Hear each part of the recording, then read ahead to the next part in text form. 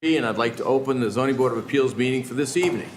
I'd like to announce that this meeting is being televised live on local cable, Channel 18. What? I can let him in, but he's trying to join with audio. Well, why don't we keep going? If we could all rise and we'll say the Pledge of Allegiance. I pledge allegiance to the flag of the United States of America and to the republic for which it stands, one nation, under God, indivisible, with liberty and justice for all. See if we can get Pat in. Pat, can you hear us? He can hear us. We're just waiting for town council to get in on our Zoom conference. But I think he tried to join the other way.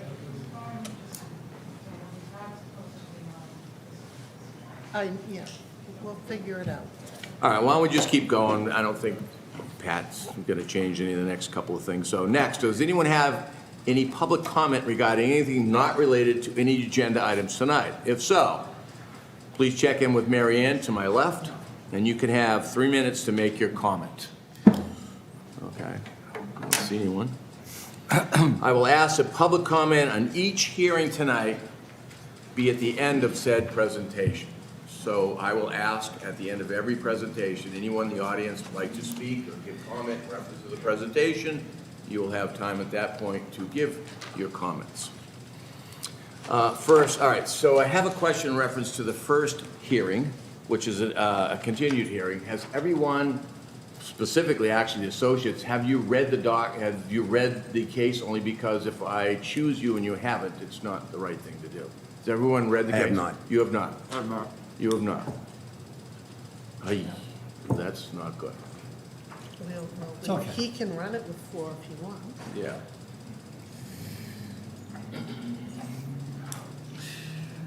I just wanted to make certain that took place. I wanted to be foolproof as possible. Mr. Crane, Yes. I have only 4 members that have the right to sit on your hearing tonight, because the other 3 associates have not read, as you're aware, they need to read to be a full-time, to be a member. I will correct myself. Did any of you 3 sit when it was originally heard, 363 Monomoskoye? This was last Were week. they On the They hearing? weren't here. Well, I don't know, I think they had a sit. I think so. I don't know about that. Well, Mr. Crane, I'll ask you the following question then, because you're the applicant. And if there's an appeal or whatever, you're gonna be the one, I guess, in the middle of it. It seems as though the 3 people that were, 2 of those 3 people would be sitting, and not any one of those 3, 2 of the 3 people have listened or read the transcript in reference to the original hearing, nor did they sit in the original hearing. So that means, it says to me, that they probably shouldn't be sitting on this hearing. Right. But it's your decision, I whether don't, you want to go forward with 3 members, full-time members, which you guess I can't. I wouldn't. if I Gotta was do you. 4. Charlie was here too. Right, there has You to be gotta have 4. 4. Yeah, that's what I'm saying. Have to have There's no 4. way. So, 4 that being positive said, you've got 4 associates sitting here, and none of them have read the prior 3 associates. 3 associates. Charlie was 3, here. I'm sorry. Yeah. So we've, I have. you have, yeah, so we've got, so I need 1 other associate, right, technically, to read it and opine to the fact that they have read it. Isn't the question, Ron, whether or not Chris and his client would be content with what is before the board tonight as far as making a decision? I think the question is, and I've read more than once, that if you did not sit on the original hearing, you need to read the document. Yep. So that you are up to speed if you were to sit on the extended or continued hearing. Yeah. that is correct, Is but, it sit or be present? well, I don't know, was any of the 3 present at the, no one was even attended that meeting. Yeah, I was here at that one. Charlie was, but Charlie's read it anyway, so you've got 4. Right, so You the just question don't is- have the 5th. I would have to have a unanimous vote of this board to move it forward. That's correct, because I'm not gonna have any of the other associates sit. Right, I don't think it's correct. that's fine. I'm prepared to move forward with the 4.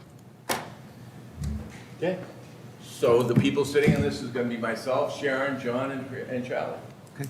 And so, at this point in time, Bob, would you like to read the first continued hearing?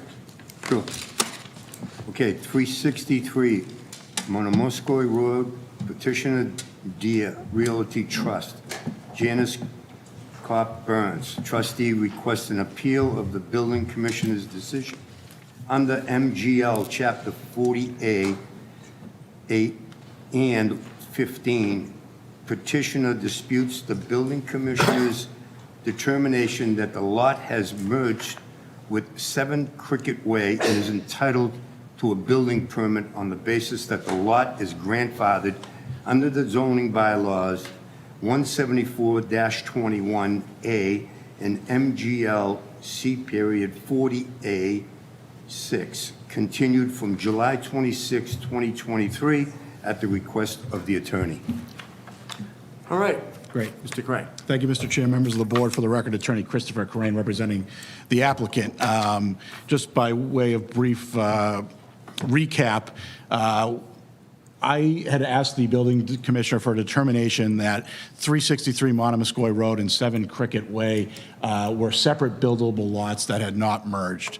The building commissioner determined that there was common ownership and there was merger. Came before this board to make my presentation. The board was skeptical that the lots were in fact separate, and gave me an opportunity to provide some supplemental information to continue to make my argument. So I did submit a letter last week to this board. I believe that it kind of addresses 3 key points that I think were of issue last time. I think that, I provided the board evidence to support separate ownership. I think there were, as I said, there were 3 issues that I felt were raised. One was an issue raised by town planner, basically presuming that the fact that because the husband owned one lot in 1962 through 1988 or 98, and the wife owned one property and continues to this day, that there was a presumption that they were common owners. That is not what the case law provides.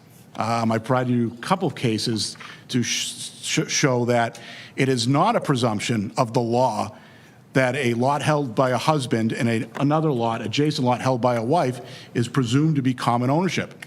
The case is pretty clear that there's no presumption in Massachusetts law that a wife is controlled by her husband. And that's really what that case comes down to. As long as there can be shown that there's not some sort of sham conveyances going on. And in my review of these deeds, as I said, there was one deed in 1962 to the husband, there was one deed in 1962 to the wife. There were no intermediary deeds going back and forth or multiple lots that would suggest that there was some kind of sham conveyance or checkerboarding going on. There was a case, the DeStefano case, which talked about the fact that we're not going to presume that a wife is controlled by her husband, but in that case, there was multiple lots, they were going into LLCs, they were going into the wife's name, so there was clearly some sort of, sham conveyances, so for lack of a better term, to avoid zoning. But again, here, we don't have that. We have one deed in 1962 to the husband, one deed in 1962 to the wife, and the wife continues to own the lot at 7 Cricket until she deeded it with her son. The other lot was deeded from the husband to the son as trustee of a trust, of which the son's wife was the beneficiary. So again, we don't see these multiple conveyances. We certainly don't see them at various points of when the zoning bylaw changed.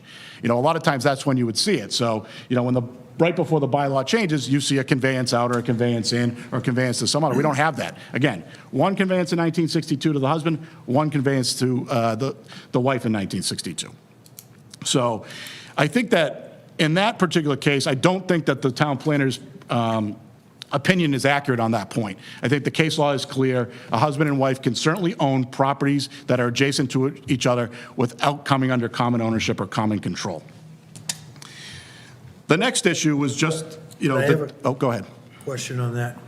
You said at one point they deeded it to the son and then to a trust that the son was in charge of? He was the trustee of that trust, correct.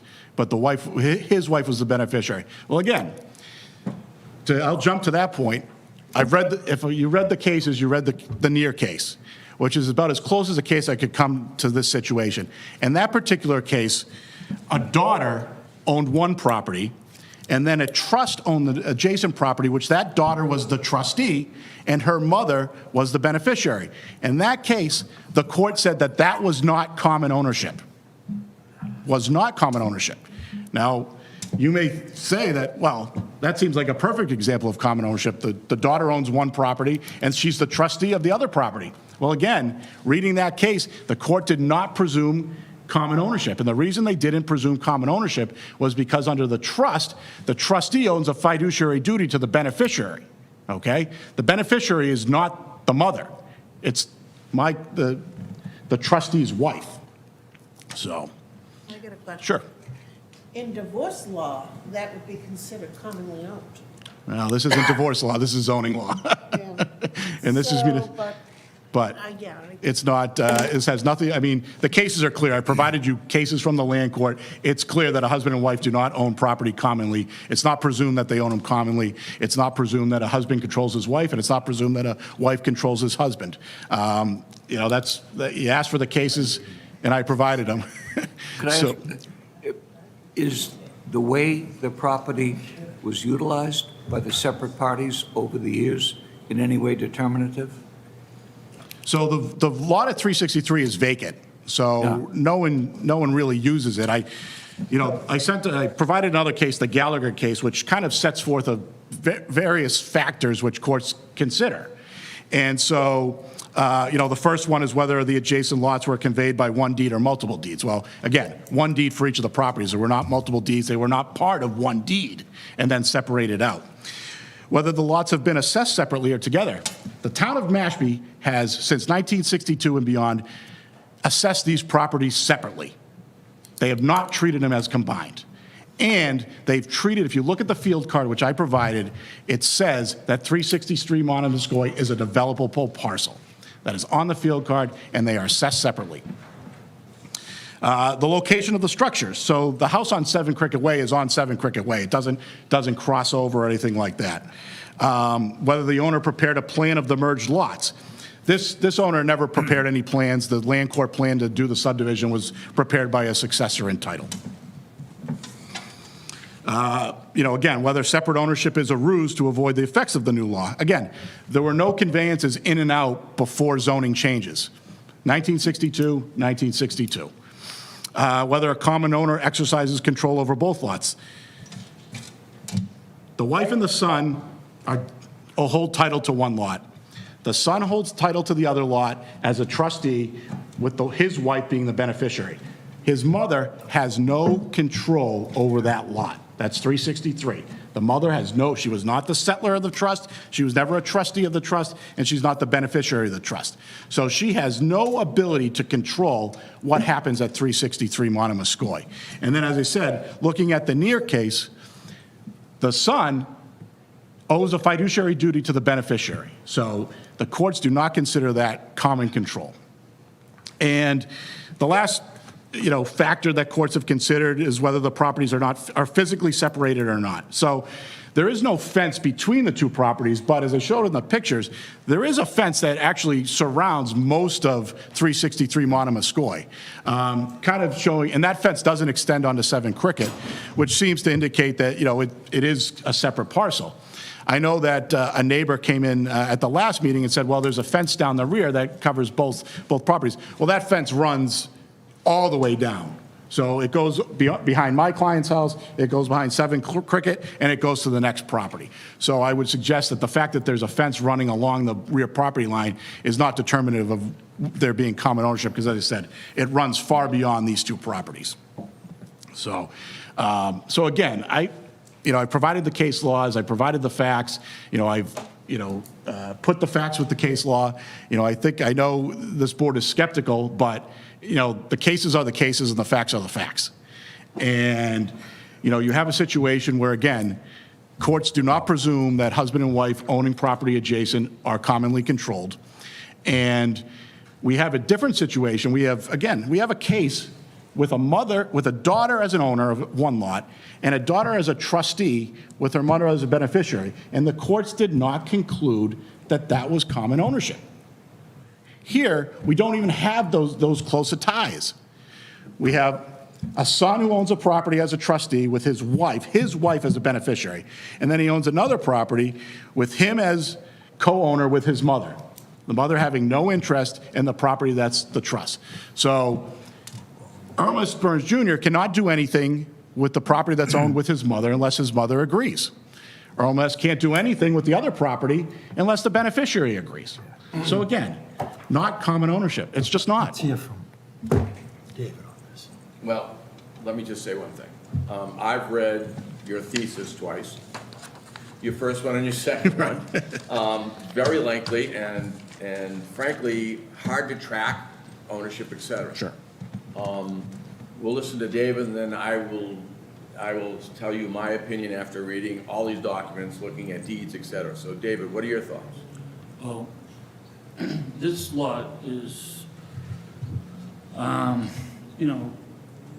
a lot against it already. It's in the flood zone, being buildable. Even if you clear this hurdle, it's not going to clear a hurdle to be buildable unless it gets a variance from this board, which has yet to become.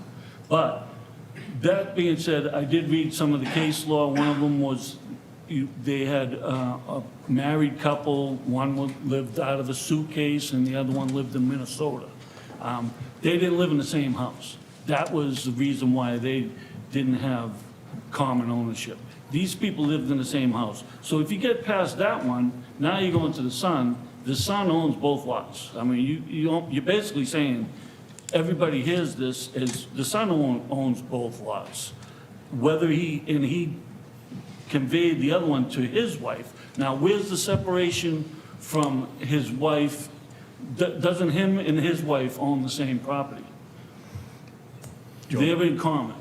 I mean, so this is in common. I firmly believe that.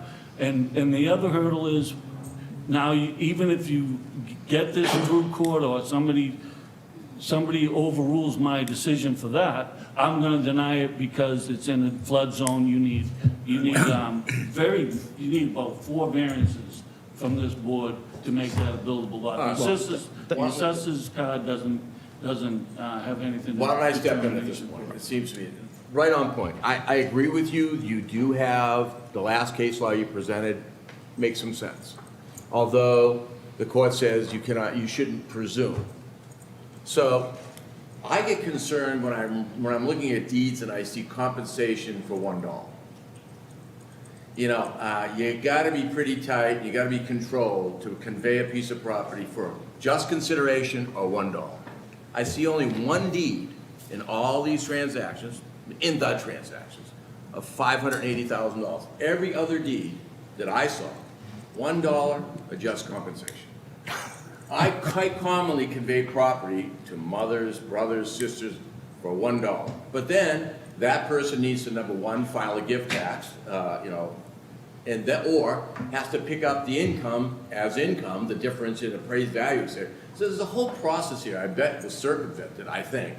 Certainly, I get very concerned when you read case law on arm's length transactions. And I don't believe this is an arm's length transaction. I really don't. I think this is a close to the vest transaction. How do you do all these conveyances? Again, the conveyances. I won't say all. There's no reason to add that. And some of them being for $1 and some of them being for just compensation. There's got to be adequate control over an individual. For that individual, that person, to convey a piece of property that's worth whatever it's worth, certainly more than $1, to that person. If you don't have control over an individual, how do you hand them your wallet and expect to get it back someday when you ask for it? And that's just one aspect of this. I could speak for probably 45 minutes on all the issues that I've read through here, and that's one of them. Would you be willing to submit scheduled beneficiaries for all the trust tools? I mean, I don't even know if we need it, simply because I don't know where this is going tonight. Right. That's one of the things that I'm sitting there going, scheduled beneficiaries, right, very important. Well, I mean, I've represented to this board that the beneficiary is the wife of the trust. Right, but there are some times when the wife was involved on the other side, so if the beneficiary, well, I thought that, I mean, like I said, I started with all cross-referencing the deeds, and these are all the deeds. Right. And and maybe, I provide all the deeds from the common owner. So you're seeing much more than what's probably relevant to this specific situation. Yeah. So again, in 1962, Dina received a property from the Andersons, okay? And it was for, it's all, you're right, it says just consideration. I don't know who the Andersons are, I don't know anything about them. So in 1962, the Andersons deeded one property to Dina. Let me just, I get it, let me ask you a couple questions, if I may. Christine Van Beck, specifically who is she? She owns the, She's the only one that's paid any considerable amount of money for any of these lots, and she paid $580. do you know which lot that is? Does it say on the deed? Yeah, so it's, lot 10.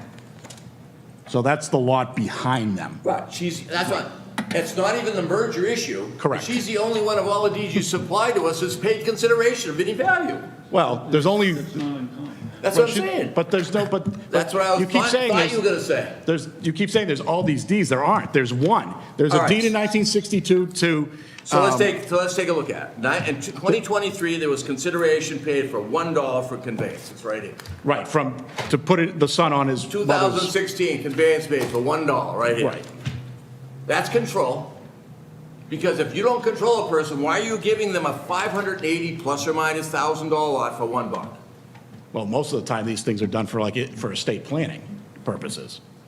You do estate planning because you have control and you want control and you have an interest in the other person's life and what's going on in their life, Well, if correct? you're a mother and a son, you Yeah, do I have- get that, you but do- the courts say you can't presume. I'm not presuming. I think I have some pretty good basis to say, wait a second here. If control is one of the deciding factors of a merger in reference to ownership, I gotta tell you, this got control written all over it. Well, then tell me what's the control? Who controls who? Chris, I'm not, unless I control you, trust you, and trust control in some aspects, butts up against each other, I'm not just gonna hand you my wallet. I'm just not gonna hand you a lot for $1. Well, that's, again, the case law doesn't suggest that that's the determinative factor. But again, I'm telling you, Dina Burns, who is a co-owner of 7 Cricket Way, has no interest in 363. She never owned it. She never was on any deed from 1962, and she's not part of that trust. So how can you say that Dina has control over that property? Other than you telling me, well, it's a mother and a son. I could sit here for. Well, I understand that. I'm just- We just argue for I it. think we could sit here for the next hour and just not gonna get anywhere. think Charlie's- And I know I have several other items that we can sit here for the next hour and discuss. I mean, you talked about, not appraised value, taxes and the taxes were payable. We all know that has no basis. Many people come in here and think they have a buildable lot, a different theory, and it's not buildable. And they've been paying taxes for their whole life, but it's a buildable lot. Right. I don't think that has any bearing whatsoever. But it does So- in the cases. I mean, the case that I provided you, Gallagher, says that's one of the factors that courts consider. I get it, but I think in this case, a little bit different than that, in my opinion. So, Charlie, you've got a question? Yeah, well, my only thought was, looking at it at the beginning, who had the burden of showing what you intend to prove? You? Correct. Okay. I just don't think the burden has been fulfilled. That's, looking at everything, it may be a close question, but I don't think that the burden has been fulfilled. All right. So, Well, I mean, I agree with see David's- where this is going, so I'll just put it before the board. And, I mean, I've given you all the information that I've given you. I've given you the cases. I've given you the facts. I believe I've made a strong argument to overcome that burden. It's clear that this board disagrees. I'd just like to close by saying, I've got a lot more things I could say, I'm not going to. I think there's a lot more aspects to this that can be brought up. Frankly, it just doesn't make sense to do that all night long. Right. So, I guess at this point, I ask for a withdrawal, or you just want us to vote? Yes. Okay. So at this point in time, would someone like to make a motion? Oh, well, wait, hold it. I'd like to go out to any letters from town agencies? No, I didn't see any. Want to read any of those, please? We got to go through our checklist before we vote. And you want public comment too. Yes. Oh, yeah. I got mine. No, I didn't see anything. I don't see anything. Are you saying there are none? I don't see You anything. didn't see any, did you, Chris? Okay, No. just this letter from There was the Chris. original letter from town Okay. planner, but I don't think there was That anything was the else. only, Chris, We read that in, I Yeah, guess. we already David's read letter that. in the town planners. All right, and no letters from abutters. Mr. Morris, you've already given your input, right? Want to add anything to it? Okay. Audience input, would anybody in the audience like to speak about this application? Okay, seeing none. Any more board questions? Okay. We close public Motion comment? to close the public hearing. I'd like to have a motion, please. You- Go ahead. Okay, I'd like to make a motion to close public comment. I'd like to have a second. Second. Yep. I'll second. John seconds. All those in favor? Aye. Okay, so public hearing is closed. So I'd like to have a motion in reference to this application, of this overturn. Yep. Charlie, would I'll like to second. make that? Make a motion relative to 363 Monomoskoye Road. Petitioner, Deer Realty Trust, Janice Cop Burns, trustee, requests an appeal of the building commissioner's decision under Mass General Laws, Chapter 40A, Sections 8 and 15. Petitioner disputes the building commissioner's determination that the lot has merged with 7 Cricket Way and is entitled to a building permit on the basis that the lot is grandfathered under the zoning bylaw, Section 174-21A in Mass General Laws, Chapter 48-16. The board will vote to deny the request, and, oh no, we have to vote first, don't we? Yeah, so That's the let's talk about what the vote means, yes and no. Yes, I agree with you 100%. You doing an affirmative? How are you doing it, Charlie? Well, the easiest way, I think, is that for the board to vote to deny the request and uphold the building commissioner's decision. That way, if there's any further appeal, you're appealing the So decision for made. clarity's sake, Charlie, are you saying that if the board voted in favor of that, the denial would not be overturned? That's correct. It would not be. It would not be overturned. Okay, so are we all clear on that? Okay? Okay. Continue, please. All right, that the board will vote to deny the request and uphold the building commissioner's decision. Okay, so I'm gonna do a roll call vote. First of all, I'll second. Okay, second, sorry. Roll call vote. Sharon?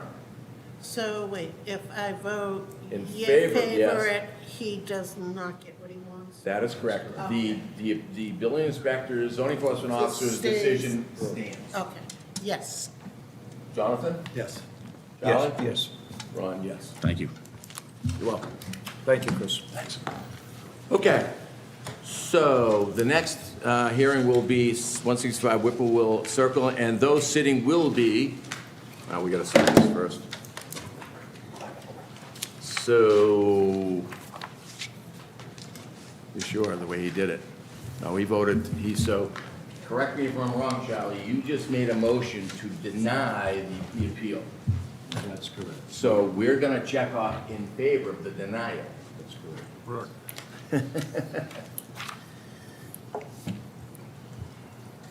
We're voting to support the decision that David made.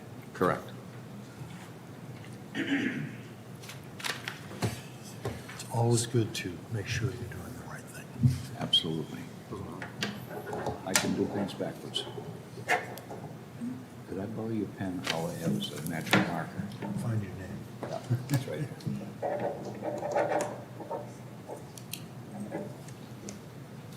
Thank you. All right, so Hold on to it for tonight. we'll have 3 board members sitting on the next hearing, which will be Ron, Sharon, and John. And let's see, how about George and Brad will be sitting? And just got to make a note here, please. And Charlie, would you like to read the next I would be new happy hearing, to. please? Okay, new hearings, 165 Whippoorwill Circle, owners Lloyd J. and Ronnie Stoll.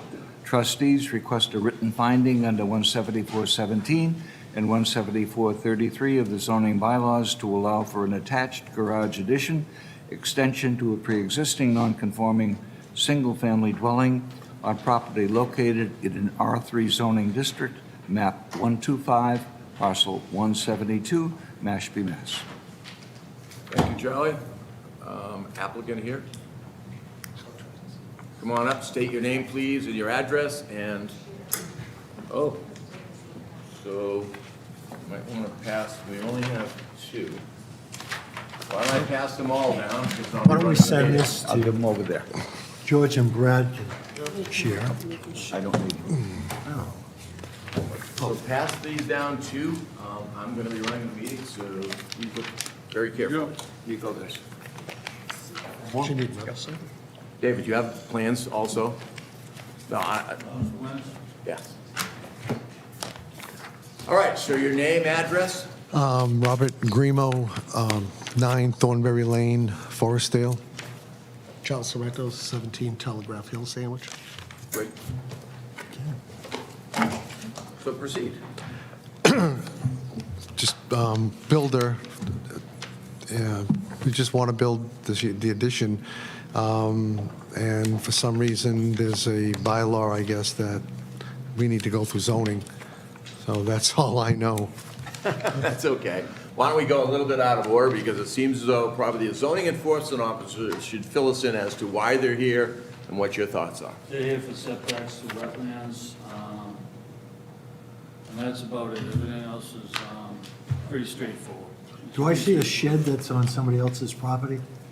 I do see that, I just noticed that too. What's the story on that? Whose shed is that? It's the neighbors. When are they gonna move it? He said he'd give it to him if he wanted. He doesn't use Yeah, it. it shouldn't be on two pieces of property. So one way or the other, it should go. We could probably, correct me if I'm wrong, it's up to the board members' condition, but that's up to the board. That's usually something that the We board should clean that up. frowns on very much. You know, you don't want to have a structure like that on the wrong property or on two pieces of property. It's right down the middle, it Yeah, looks so like. that's something that we're gonna have to be straightened out. So we're going around, well, board questions, please? I'm looking at this plan, and it looks like you're putting a bedroom above the garage? Correct. But the plans here don't tell me how many bedrooms are in the existing house. There's 2 upstairs, and this will be the 3rd one. There was kind of one downstairs. It had 2 doors, one to the front of the house, one at the back. We're now putting a door from the garage into that room as well, so it's an entry now. So why don't we do this, why don't we read anything into the record as far as Board of Health? Do you have any- Board of Health. anything? Yeah. 165 Whippoorwill Circle, Board of Health, no increase in bedrooms to remain at 3 bedrooms. Right. And we all know, 6-foot open. well, we went to the Board of Health agent and questioned that, remember the opening, et cetera, and he felt that he was managing it the way he chose to manage it. So if it's not in his in his letter, it's far beyond us to question it, in my opinion. How many existing bedrooms are there? There was 2 upstairs, and then kind of, I guess you could call it a bedroom, but it has 2 doors. The problem is, if you call it a bedroom, then But we're putting it's now an entry, because it's going from the garage Okay. to that room. So my it's- attitude, though, isn't that. I mean, the Board of Health agent has clearly looked at the plan. 3 bedrooms. It's got Yeah. It maxes says out 3 at 3 bedrooms. bedrooms to remain 3 bedrooms. Right. Yeah, and so he's looked at the plan, and he's indirectly stating it's 3 bedrooms. But wouldn't he have the same plan that I have in front of me? He better have had, There's no bedrooms in this plan, well, other than the new bedroom. again, we went to the Board of Health agent and said, hey, we have a question about the way you've been dealing with bedrooms, and he did say, I've been dealing with the way, and he was nice about it, you know, the way that, you know, the laws of our state require me to make. So I'm looking at 802 is the page number, I think. There's a master bedroom, there's it looks like a bed, I mean, this is probably what the gentleman's talking about. It's got a bed, it says bedroom on it, but it doesn't look big enough to be a bedroom. And there's a bedroom above the garage. That's all I see. I don't know if there's this is the 2nd floor. Is there any bedrooms on the 1st floor? That's the one that We're turning it to the entryway. That's, Okay. yeah, that's from, now it's an entry to the garage and to the rest of the house. It's going to be more like a mudroom. So there's 1, 2, 3 bedrooms right there. Bedroom, bedroom, bedroom. all on the second floor. Bedroom, see bedroom? Yeah. Bedroom, bedroom. This is, isn't this the new one? To the far right, or is that? What is that, second floor? Yeah, so if you look at the second floor plan, ladies and gentlemen, if you look at A0-02, you will see 3 bedrooms depicted on that I plan. agree. And what about the first floor? Nothing? So that No is- bedroom on the first floor? First floor does not depict a bedroom. That's proposed garage, entry, existing home. Have fun going up downstairs. Yeah. And so Board of Health agent has made the decision, and it seems Okay. to me he was correct. All Not right. that I'm questioning him. I wonder if Dave's gonna be issued. Yeah, well, let's read in any more other, do we have any other letters, conservation, et cetera, that we can know before we ask our question? Conservation, Conservation and Board of Health, those are the only two. And, excuse Board me, of Health, I mean conservation. Yeah, let's read And- conservation to the record, please. 165 Whipple Roll Circle. This project was approved by the commission and issued on order of conditions. Wow, Oh, okay. there's also an email from Daniel Kent, conservation comments. Okay. 165 Whipple Circle, RDA application included addition, comma, drywall installation, comma, driveway expansion, comma, with 35% natural vegetation to remain, 25% minimum. Received a negative determination. Passed from the commission, so they passed it. Exactly, negative determinations, yeah, great. So David, do you have anything to say in reference to the application? There's no new nonconformities. Seems fine. Okay, so that being said, the applicant is looking, and what is the amount of consideration you're looking to waive in reference to the wetland setback? Do you know? No, we seem to. I believe it's on The engineer. the site plan. So 100%, so they're right, 50 feet. I don't have the plan, so it's Yeah, 50 we just had to feet. pass whatever the engineer decided. So whoever makes the he motion, the motion should read that the request is in the amount of 50 feet. Right? 100%. It is 100%, which is 50 feet. Yep. I don't see a height on this anywhere. So we don't know the height of the building. You Height want, of the I building. don't have an issue with it. Okay, is it on the plans, the height of the building? I'm not sure. I It don't know should if be. it's on the,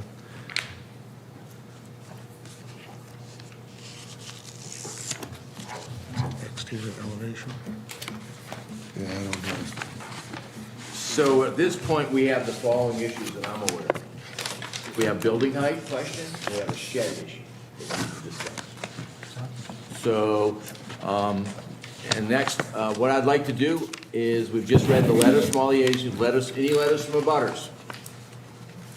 Mr. Morris, you've given me any additional input, Mr. Morris? The height is an issue. Okay. Audience input, anybody in the audience like to speak in reference to this application? Okay, nobody in the audience wants to speak. Yeah, we don't know what the height is. I'm looking at page It's less, it's A04. less than 30 feet. It's less than 30 feet. What he's doing is he's looking at, figuring each story with the ridge, et cetera, and the pitch of the roof. It's less than 30 feet in height. They're below it. Way below. Right. It's not even a foot higher than the existing structure. should that be a condition that it's less than 35 feet? Shouldn't That would be great. shouldn't it be on here? Again, that's up to you. I understand your concern. Again, the things we gotta deal with right now, they're looking 50 foot of consideration, reference to the wetland setback, which is 100%. They're looking for, if you're looking for a height issue, then that could be an emotion, but it's up to you, and you're looking for to move the shed.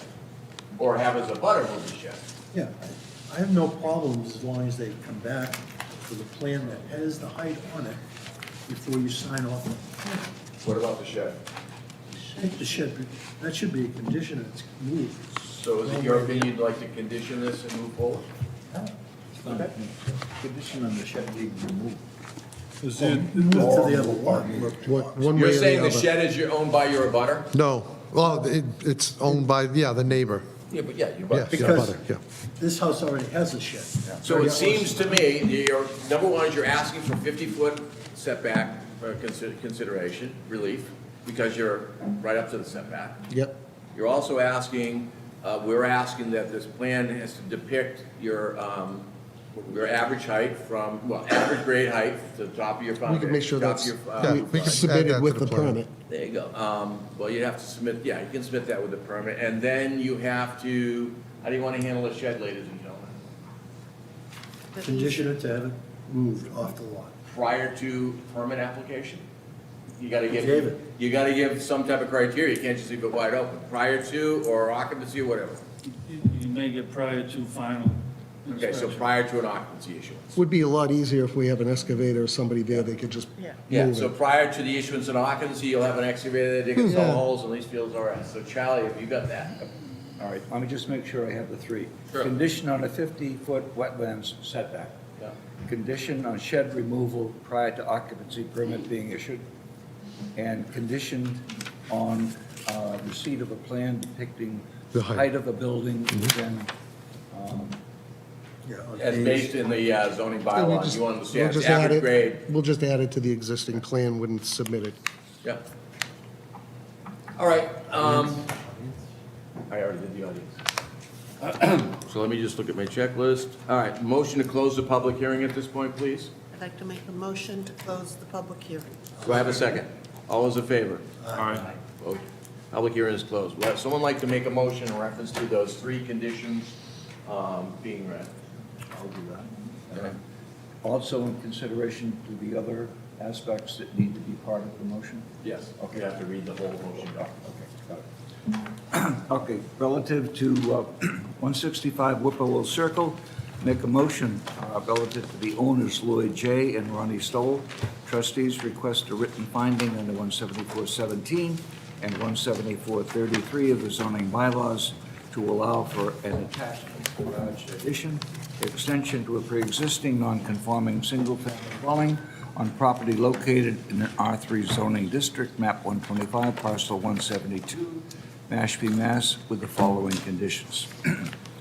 Number one, the board has determined that the applicant meets all the conditions of a written finding under Mass General Laws 48, Section 6.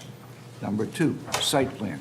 Proposed addition prepared for Lloyd and Ronnie Stoll, 165 Whippoorwill Circle, Mashpee, Mass, scale of 1 inch equals 20 feet.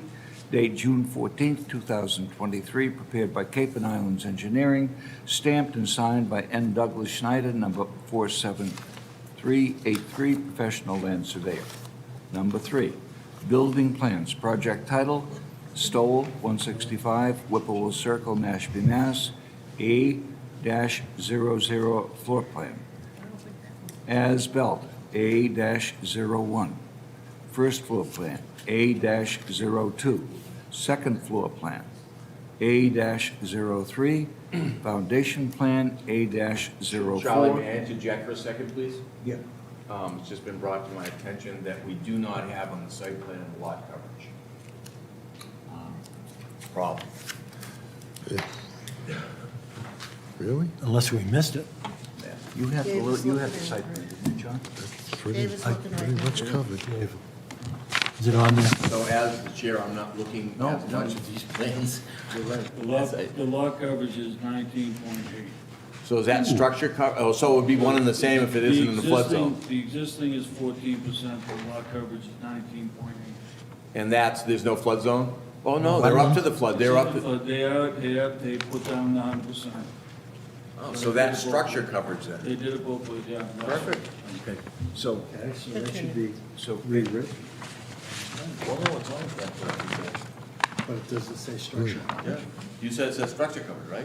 Lot structure coverage is going from 14% to 19.8. And the other one's lot coverage, which is 100% because it's all flood line. So they did it right. and we have the plan reference. Yes. So I apologize for stopping. I appreciate it. Better than knowing that. Okay. Please continue, Joe.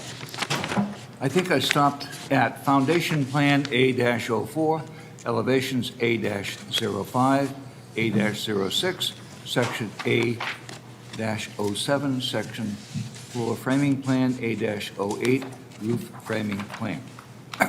Condition on all town department comments read into the record, including but not limited to the Board of Health comments. And conservation. comments. Conditioned on any changes to the plans will require the applicant to return to this board.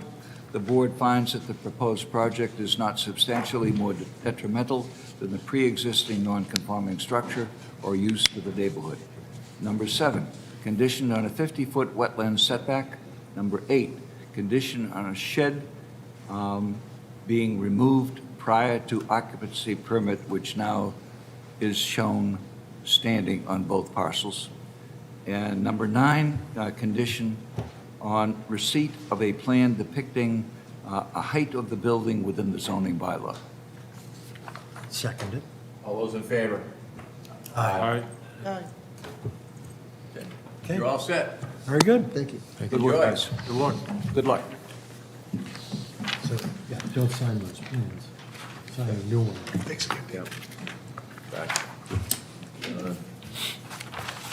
You just call me and I'll sign the plan. All right, so Whipple Road is there. That's done. Trash? I'll keep it there. As a memento. We have some stuff coming back.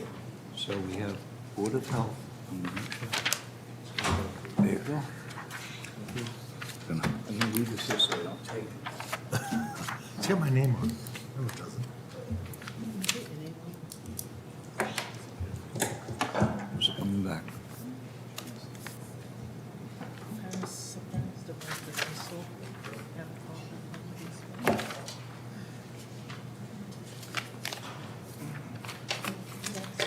So sitting on the next meeting will be the 3 full-time members and Charlie and Bob.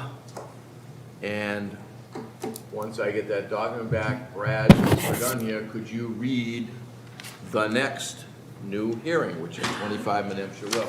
Stand there. New hearing, 25 Menempsey Road. Owners Paul J. and Catherine M. Thurston request a special permit under section 174-17.1 and section 174-33 of the zoning bylaws to allow for a raise and replace of a pre-existing non-conforming single-family dwelling on property located in an R3 and overlay district, map 123, parcel 140, Mashpee Mills. Okay. Good evening, Mr. Chair, members of the board. Again, for the record, Attorney Christopher Corain, representing Paul and Catherine Thurston. They are the owners of 25 Menempsey Road, and they are seeking a special permit for a raise and replace under 174-17.1 of your bylaw. As read in from the hearing notice, this is located in the R3 zoning district as affected by the Pompanesett overlay district. So the structure is non-conforming for a few reasons. One is the lot's entirely within a flood zone. So we are at 100% lot coverage, and we are at 0 as far as the wetland, the setback to the wetland is concerned. There is also a rear yard setback nonconformity of 12.2 feet. So those are the 3 nonconformities: lot coverage, setback to wetland, and the rear yard setback. What we are proposing is a new structure located entirely on the same footprint of what exists today. So we are not creating any new nonconformities. We are not intensifying any new nonconformities. The structure coverage is 19.8%, which is under the 25% allowed in the Pompanesett overlay district. But again, we're not making any changes to any setbacks. We're not making any changes to the structure coverage or the lot coverage. In addition, the septic system that's been approved by the Board of Health already is an IA system. So we're going to the innovative technology for this project. This project has been approved by the Conservation Commission. And I believe that was at the beginning of this month or the end of July, but it has been approved by the Conservation Commission. The structure is going up on pilings, so it will be flood zone compliant. It will also be building code compliant and energy code compliant. Dry wells are being proposed to capture all runoff. And the project is consistent with other projects on Menemsha. As I sent the pictures as part of my narrative, the house behind this one is a relatively new development. There are 3 houses right in a row down the street on Menemsha that all look like they are recent redevelopments. So we're entirely consistent with what's involved in the neighborhood, and given the fact that we're not creating any new nonconformities, we're not intensifying any existing nonconformities, we're putting in an IA system, we're going to be flood zone compliant, we're going to be building code and energy code compliant, and there's approval from the Conservation Commission with substantial mitigation as part of that approval. We feel that this is a project that can be approved by this board and is similar to other projects that have been approved by this board. It will not be substantially more detrimental to the neighborhood based on all of those factors. So I'm happy to answer any questions. So this has been to conservation? Yes, it right? has. And Board of Health? Yes, it has. And even though it's in the flood zone, they didn't have a problem with the hot tub No, or the fire pit? it was approved by conservation. I don't know. It was approved by conservation, so I don't know what else to say. So the hot tub, I would imagine, has some sort of chemicals in it, right? I couldn't tell you. I'm not a hot tub expert, but again, it was approved by conservation. The hot tub, if there's chemicals in it or not, it's not really a zoning issue. I'm aware of that. I know.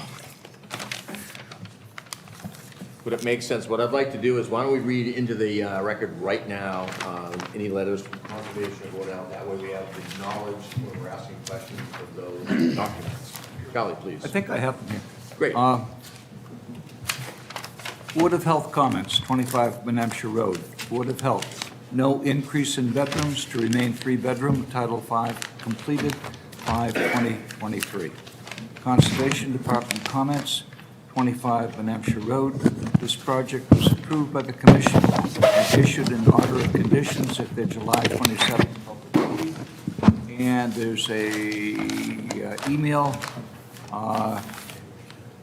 dated August 9th, 2023.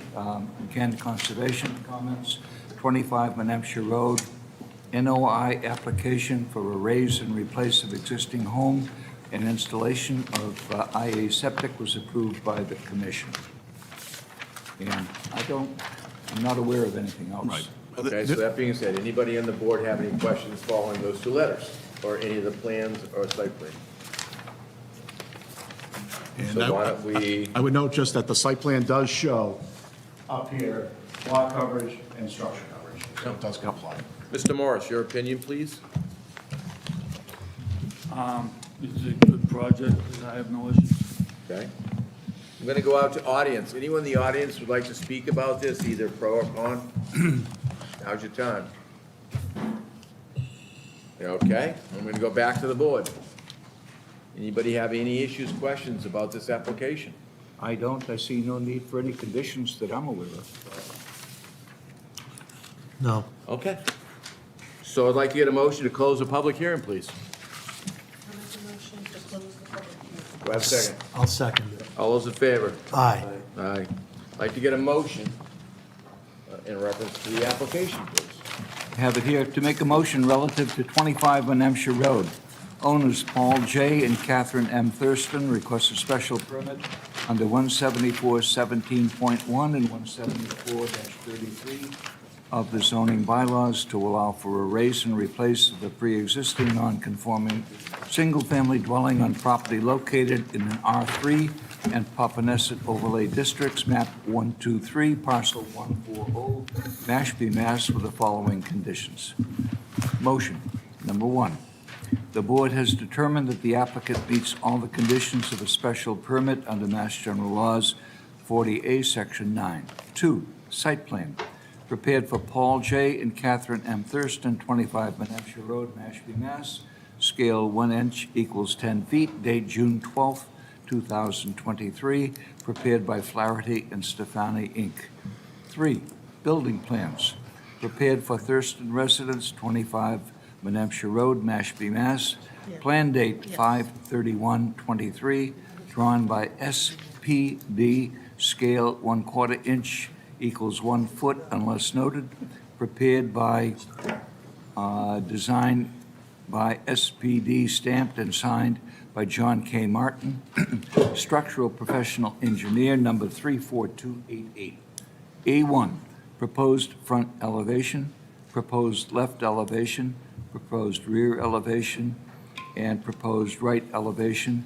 A2, second floor layout, main floor layout. S1, lower level pier layout. S2, first floor and second floor framing plan. S3, roof/ceiling framing plan.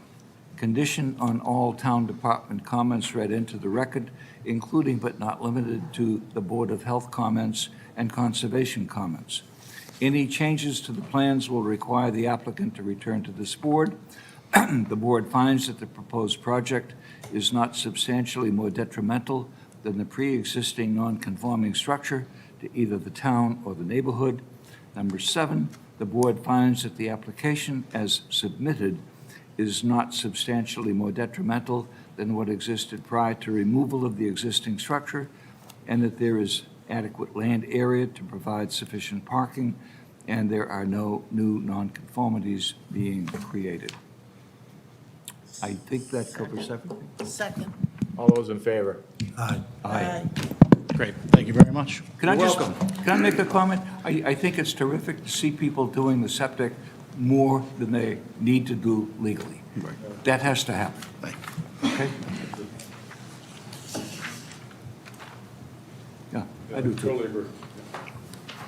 Hopefully that will become a regulation sooner than later. I hope it does. Somewhat is, I think, now, but hopefully it'll get a little bit more strong. It's good to see people spending money that they're not legally required to spend to make the town better. I agree, 100%.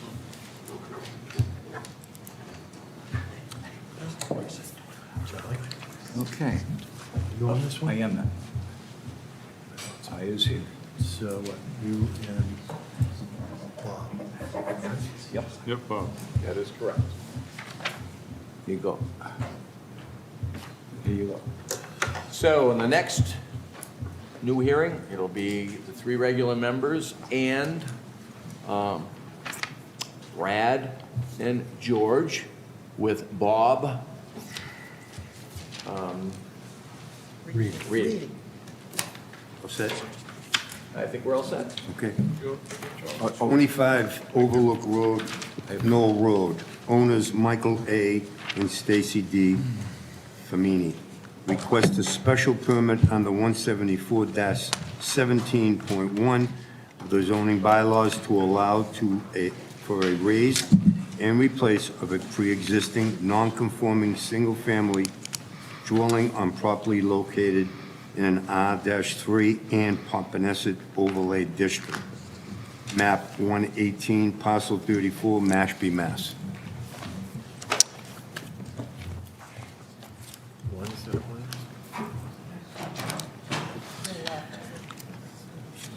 Good evening once again, Mr. Chair, members of the board, Attorney Christopher Corain, representing Michael and Stacy Flamini. They are the owners of 25 Overlook Knoll Road. Also with me tonight are Bill Mazziello, who is the architect for this project, and Sean Brainey, who is the general contractor for the project. As noted in the public hearing notice, 25 Overlook Knoll Road is located in the R3 zoning district as affected by the Pompanesett Overlay District, and we are seeking a special permit under 174-17.1 to raise and replace a single-family dwelling. To note, 2 questions that always come up. This property is not in a flood zone, and there is no conservation jurisdiction. So all we're looking at is the Pompanesett Overlay District. So the lot itself meets the requirements of the Pompanesett Overlay District. It has more than 6,000 square feet of lot size, lot area, and it has more than the 60 feet of required frontage. So it is a conforming lot. The unique part of this lot, as there are on Overlook Knoll Road, is that they also front on Seaview Ave. So according to the Mashpee bylaw, they need to meet the frontage requirements to both Overlook Knoll Road and Seaview Ave. In this case, the only pre-existing nonconformity is the front yard setback to Seaview, which is 13.1 feet. That is the only nonconformity on this property. So what the Flamini's are proposing is a knockdown and rebuild. Again, to note what Charlie had mentioned, this is getting an IA system. An IA system is proposed for this project. And we are not creating any new nonconformities. So the front yard is overlooked, the two sides are not becoming nonconforming.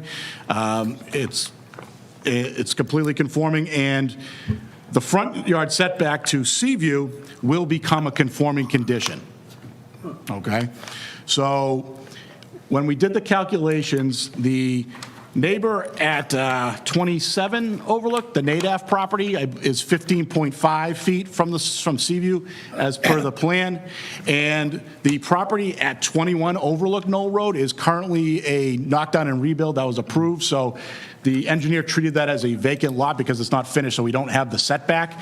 So in the bylaw, when you have a vacant lot, the setback's 25 feet.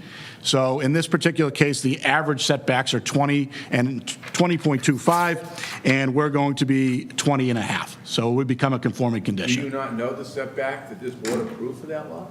I do, but it's proposed, and I talked to David about this, and he was agreeing. And I would say the proposed setback is actually closer. Okay. So the Well, average. that's his call. That's Right. his call. So the average, if you counted what's proposed on that plan, the average would be 19. So you're saying clarity-wise that you have one nonconformity and you're going to make it conform? That is correct. Thank you. That is correct. And so lot coverage is actually slightly decreasing. It's going from 24.5 to 24.2. It's still under the 25% that's allowed in the Pompanesett Overlay District. So again, IA system being proposed, new building code compliant. All the one nonconformity is being eliminated, IA systems being proposed. And again, this board approved the knockdown and rebuild next door at 21.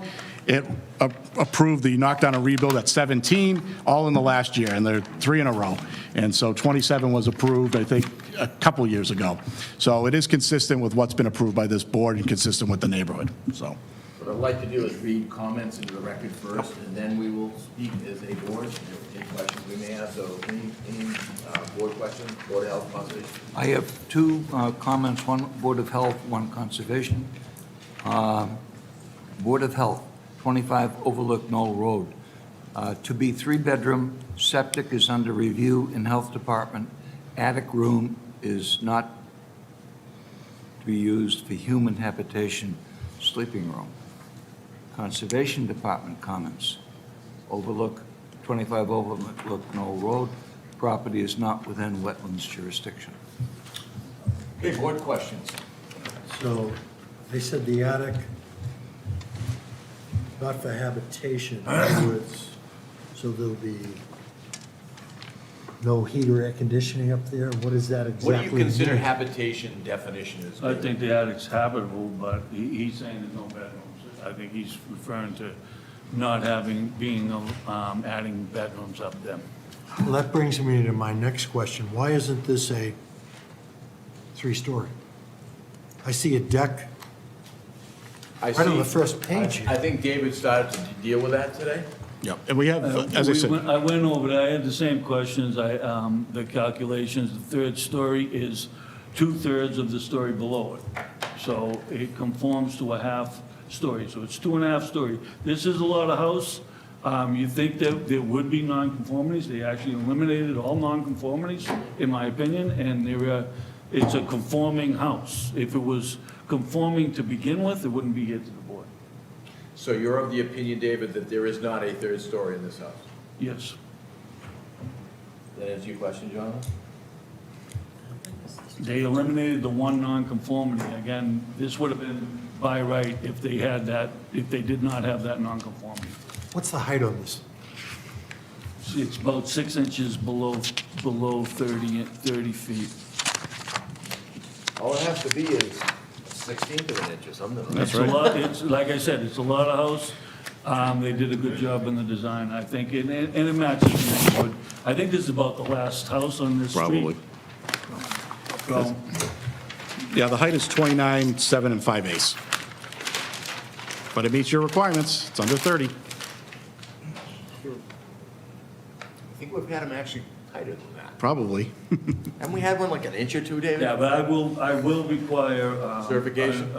Yeah, certified building height. Right. From And- average grade. The, For the frame. the roof deck is fine? Roof deck Size-wise? Like I said, I believe it to be conforming in every way.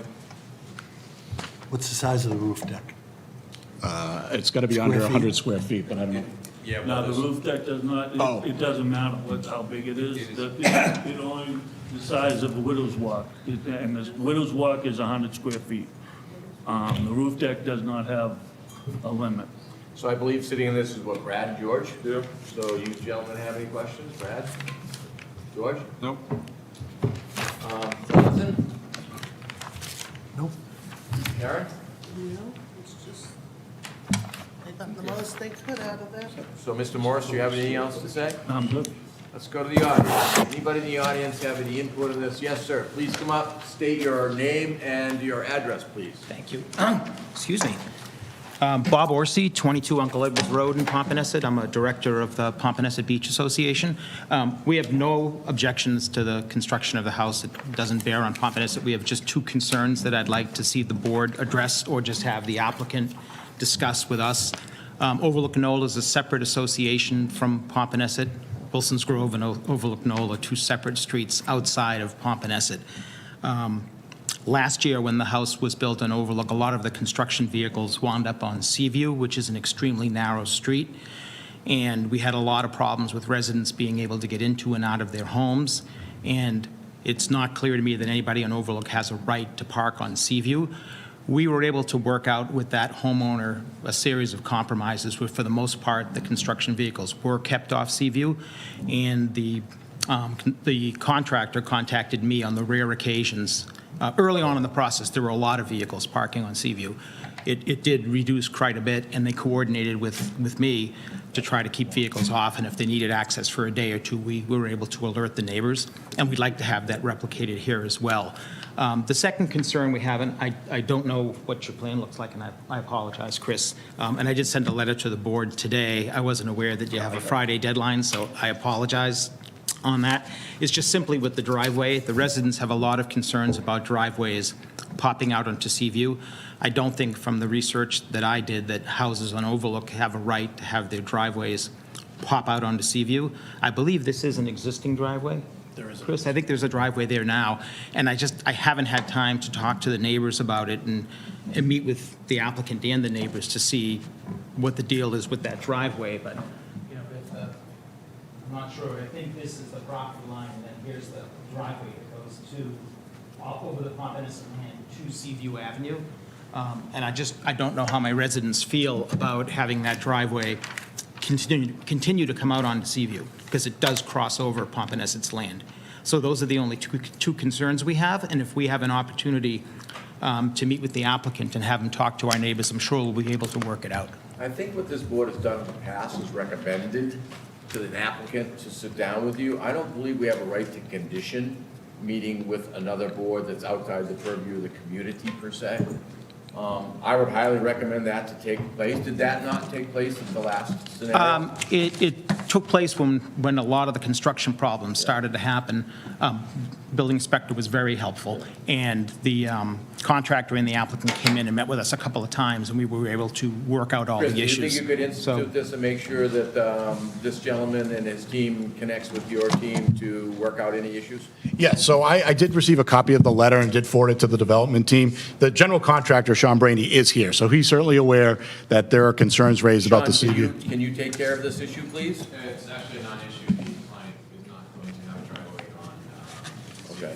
What about parking Bill, issues? What about the issues bringing up about parking during construction? I'll work with the neighbors and do whatever we need to do. Okay. So Yeah, you Chris, work I'll that give you out my with the phone number. If you guys can just- Pompanesett Association? Right. Sounds That's to me like the commitment's been made. all we need. Thank you very much. Part of the record. So the only thing that I would ask for this board, generally speaking, this board has a condition that says that any changes to these plans have to come back. It's my understanding that that driveway is probably going to be eliminated, so I'd like not to have to come back to this board if I take the driveway out. How does the board feel about that? You know, I just found out about this today from the PPA, so, and the clients are amenable to that, so I'm hoping that you can allow David to, you know, not send that back to you guys. If that's the only change. Any other changes? So you're definitely going to take it out? That is the plan. Why don't we just, Do we have a record you could sign that you're going to? why don't we just state that that's one of the conditions, you're gonna take it out? You can do that too? Why don't we do that? That way, there's no gray area, it's very simple. The driveway will be removed. And So, this is the driveway going on to? Off of Seaview. on the sea view. So whoever makes the motion, Yeah, how, make well, sure that it's stated that the driveway is depicted on the site plan onto Seaview will be removed and not, and no longer showing the plan. how about if I do it this way, Ryan? It would be on number 5. Any changes to the plans will require the applicant to return to the school board with the exception of removal of the driveway onto Seaview. If I could make a recommendation, I would rather state it that the driveway will be removed. That's fine. Because that way, the people in the audience clearly hear, especially that gentleman, that the driveway is removed. Got it. And if they change and want to put it back in, they're gonna come back to us. Right. And they do show a driveway off of Overlook, so there is sufficient parking. Understood. So you understand what I'm saying, Charles? Does it make sense? Yeah, driveway Reaction. to Seaview as shown on the plans will be removed. Correct. They've offered that, I think it's a good thing. Yep. All right, so let's continue on the process. So, anyone else in the audience? Yes, anyone else in the audience like to speak about? Yes, sir. Oh, you'd have to come up, feet, and give us your name, address, and speak into the mic, please. Yeah, Frank Walls, 35 Shore Drive. The driveway as it was, not being in there, what's going to go where the driveway was? Because he's already got a huge patio there in the back. Is that going to be grass? There'll be no structure. Yeah, there could not be a structure, but so that brings up an interesting question, Chris. If you were to add plantings or trees or shrubs, that change the plan. Or a shed? You're not putting a shed. Couldn't put a shed. It'd be Not lawn, a structure. it'd be lawn or plantings. So natural vegetation. So you may want to include that we could change, in removing that driveway, natural vegetation will be added. Does that meet your needs, sir? Yeah, I just was worried with all the There runoff. could not be a structure there. It wouldn't Okay. be allowed, and the driveway moves, so it will be either trees or some type of I'll shrub. just say, natural vegetation. Natural vegetation. That's good. I got natural. Is that okay, sir? Yes, sir. Thank you. Okay. Anyone else in the audience? Yes, sir.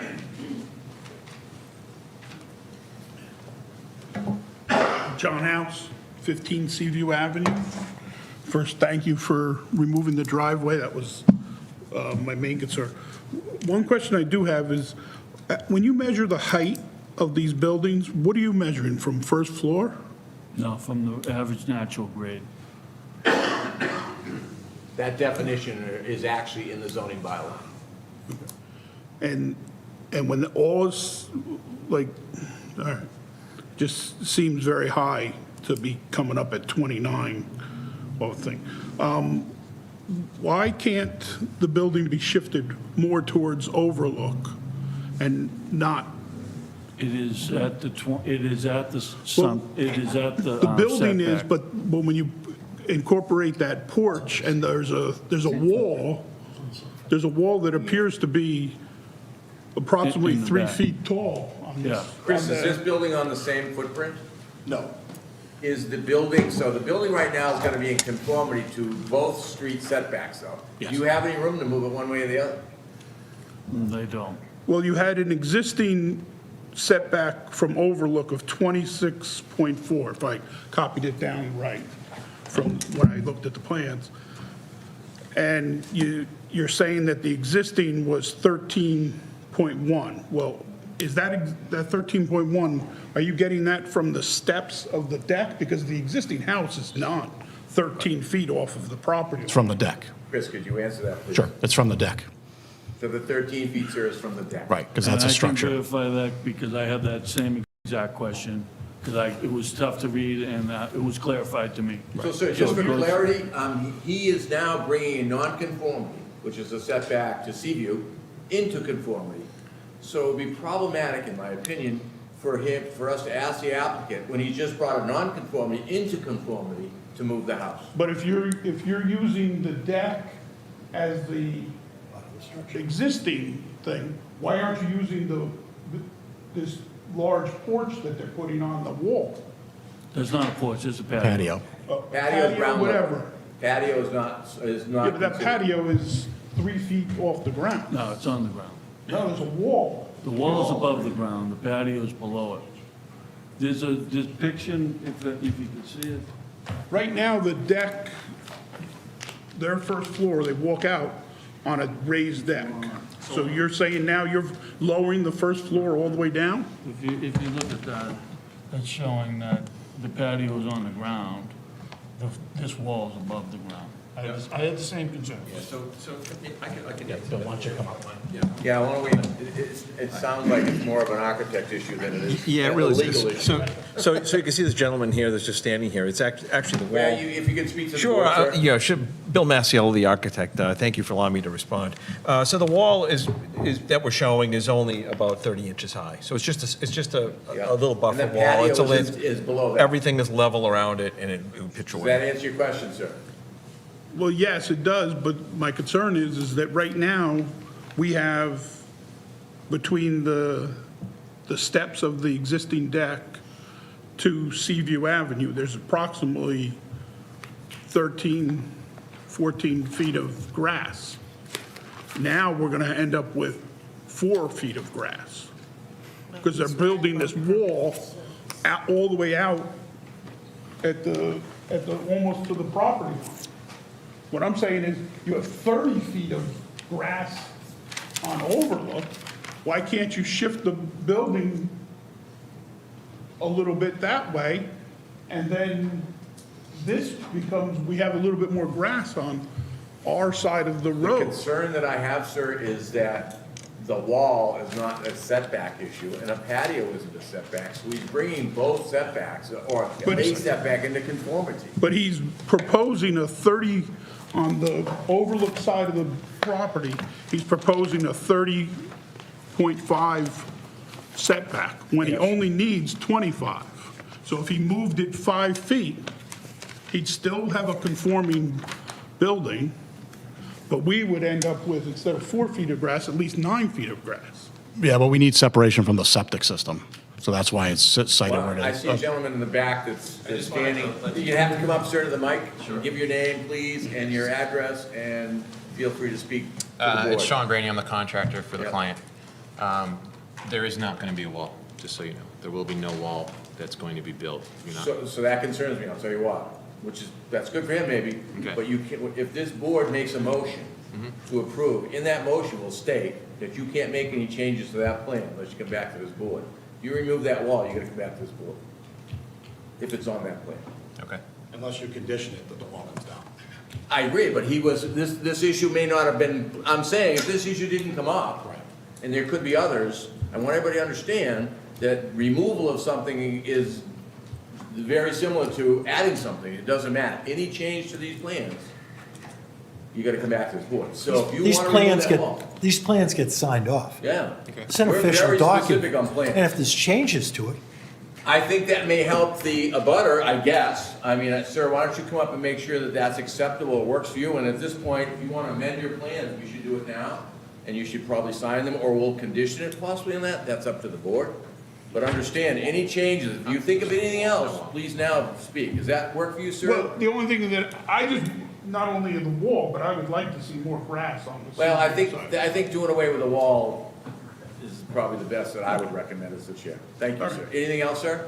No, Thank you. All right, so any change to these plans, sir, you better, please bring it up now. Right, so it's my understanding from talking to Sean that if this board conditions that the wall to be removed, the wall will be removed. And Chris, could you just tell me what plan the wall is shown on, so I could make that part of the condition? It does show It's on on the cover. It does show on the site plan, it shows on, I'm not sure it shows on the. Okay. That'll be the site plan. All right, so you have that? where's the site plan? It's right here. So wall is not depicted on this one. There was a better one that you had. This is it here. A colored one. I think you want the colored one? Okay. So which wall? Oh, there it is, right there. There's the wall right there. It's almost like a foundation, see it? This guy here? Exactly. Is there a designation on that plan, Ron? There is not. That's the best plan you can use. But see, it looks almost like a foundation in front of the pavers? That's a wall. Yeah. So you, excuse me, Sharon. So it's the south. side of the property. Bordering Seaview Ave. Site plan is Just a- 621. Right. 23. Yeah, it's more of like a, South side of the property. Bordering on Seaview Ave. While we're moving on this and trying to understand specifically where this wall is there anything else, Chris, that you see that want to be, that you want to remove from this plan? nope, so the only two things would be the driveway to be removed on the southerly, southwesterly Well, portion. about Seaview, right? Right, the Seaview. That's an easy one. The Seaview Ave with replacement with vegetation. You could say, Charlie, excuse me, Chris, in reference to this retaining wall, the retaining wall is also abutting Seaview, Yes. correct? So the retaining wall facing Seaview will be removed. Correct. Those are the only Addition two. on the wall. Yes. It's really not a retaining wall, it's a wall. Yeah, it's just, you're right, it's just a wall, it's not retaining anything. As a matter of fact, it isn't a retaining wall. Is it a rock wall? I assume it was, would have been proposed to be stone. Anyone else in the audience have anything to say in reference to this application? Okay, seeing none. Charlie, you have that, so we're gonna now close it if you have everything you need. I think I have everything I need. Okay, I'd like to get a motion to close the public hearing. I'd like to make a motion to close public hearing. Second. All those in favor? All right. Aye. All right. Okay, all set. I'd like to make a motion relative to 25 Overlook Knoll Road. Owners Michael A. and Stacy D. Flamini request a special permit under 174-17.1 of the zoning bylaws to allow for a raise and replace of the pre-existing non-conforming single-family dwelling on property located in an R3 and Papaneset overlay district, map 118, parcel 34, Mashpee, Mass, with the following conditions. 1, the board has determined that the applicant meets all the conditions of a special permit under Mass General Laws 40A, Section 9.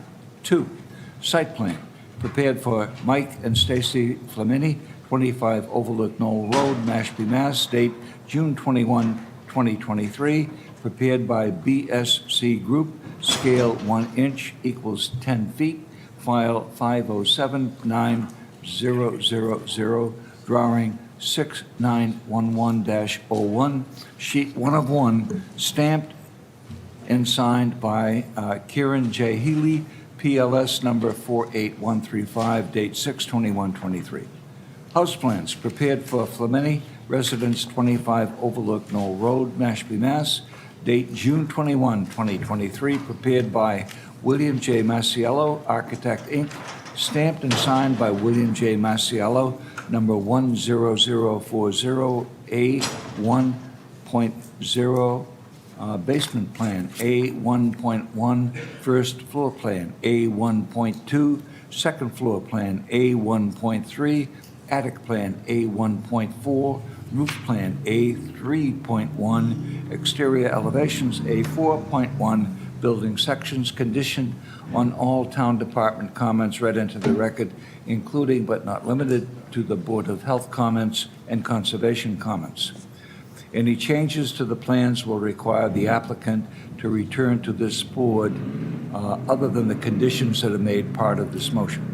The board finds that the proposed project is not substantially more detrimental than the pre-existing non-conforming structure to either the town or the neighborhood. 7, the board finds that the application as submitted is not substantially more detrimental than what existed prior to removal of the existing structure, and that there is adequate land area to provide sufficient parking, and there are no new nonconformities being created.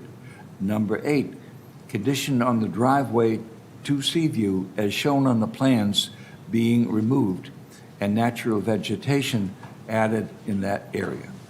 Number 9, conditioned on the wall abutting Seaview as shown on the site plan dated 6/21/23 being removed. Do I have a second? Second. All those in favor? Aye. Great, thank you very much. Nice looking project. It's quite a house. Beautiful. Let's see. Okay. That costs-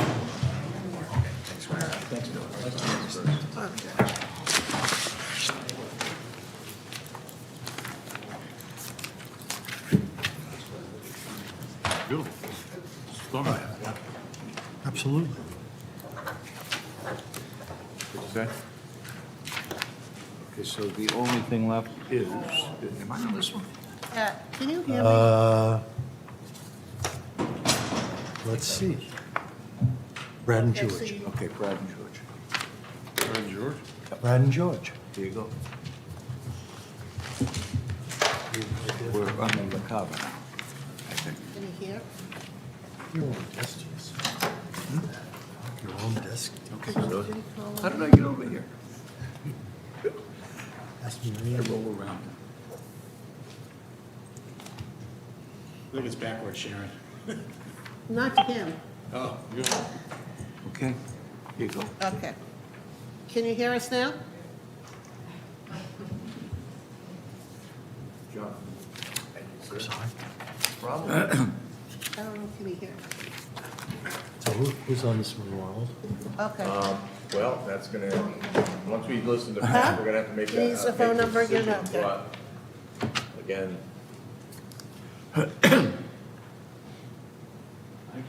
He's holding his phone up. What's that? What can we do with computer? What does that say? What is he showing? 565. That's what Sharon's showing. Oh, So I see. it's not backwards Yeah, to yeah. him. It is not backwards to him. No. Okay. So you're the Zoom lady, so you know what? We Oh, we you get don't it. know how many times during COVID I held this sign up. Very nice. I'm impressed. Did you write call on this? On this, No, I call this didn't. number? I think he gets that he's supposed to call.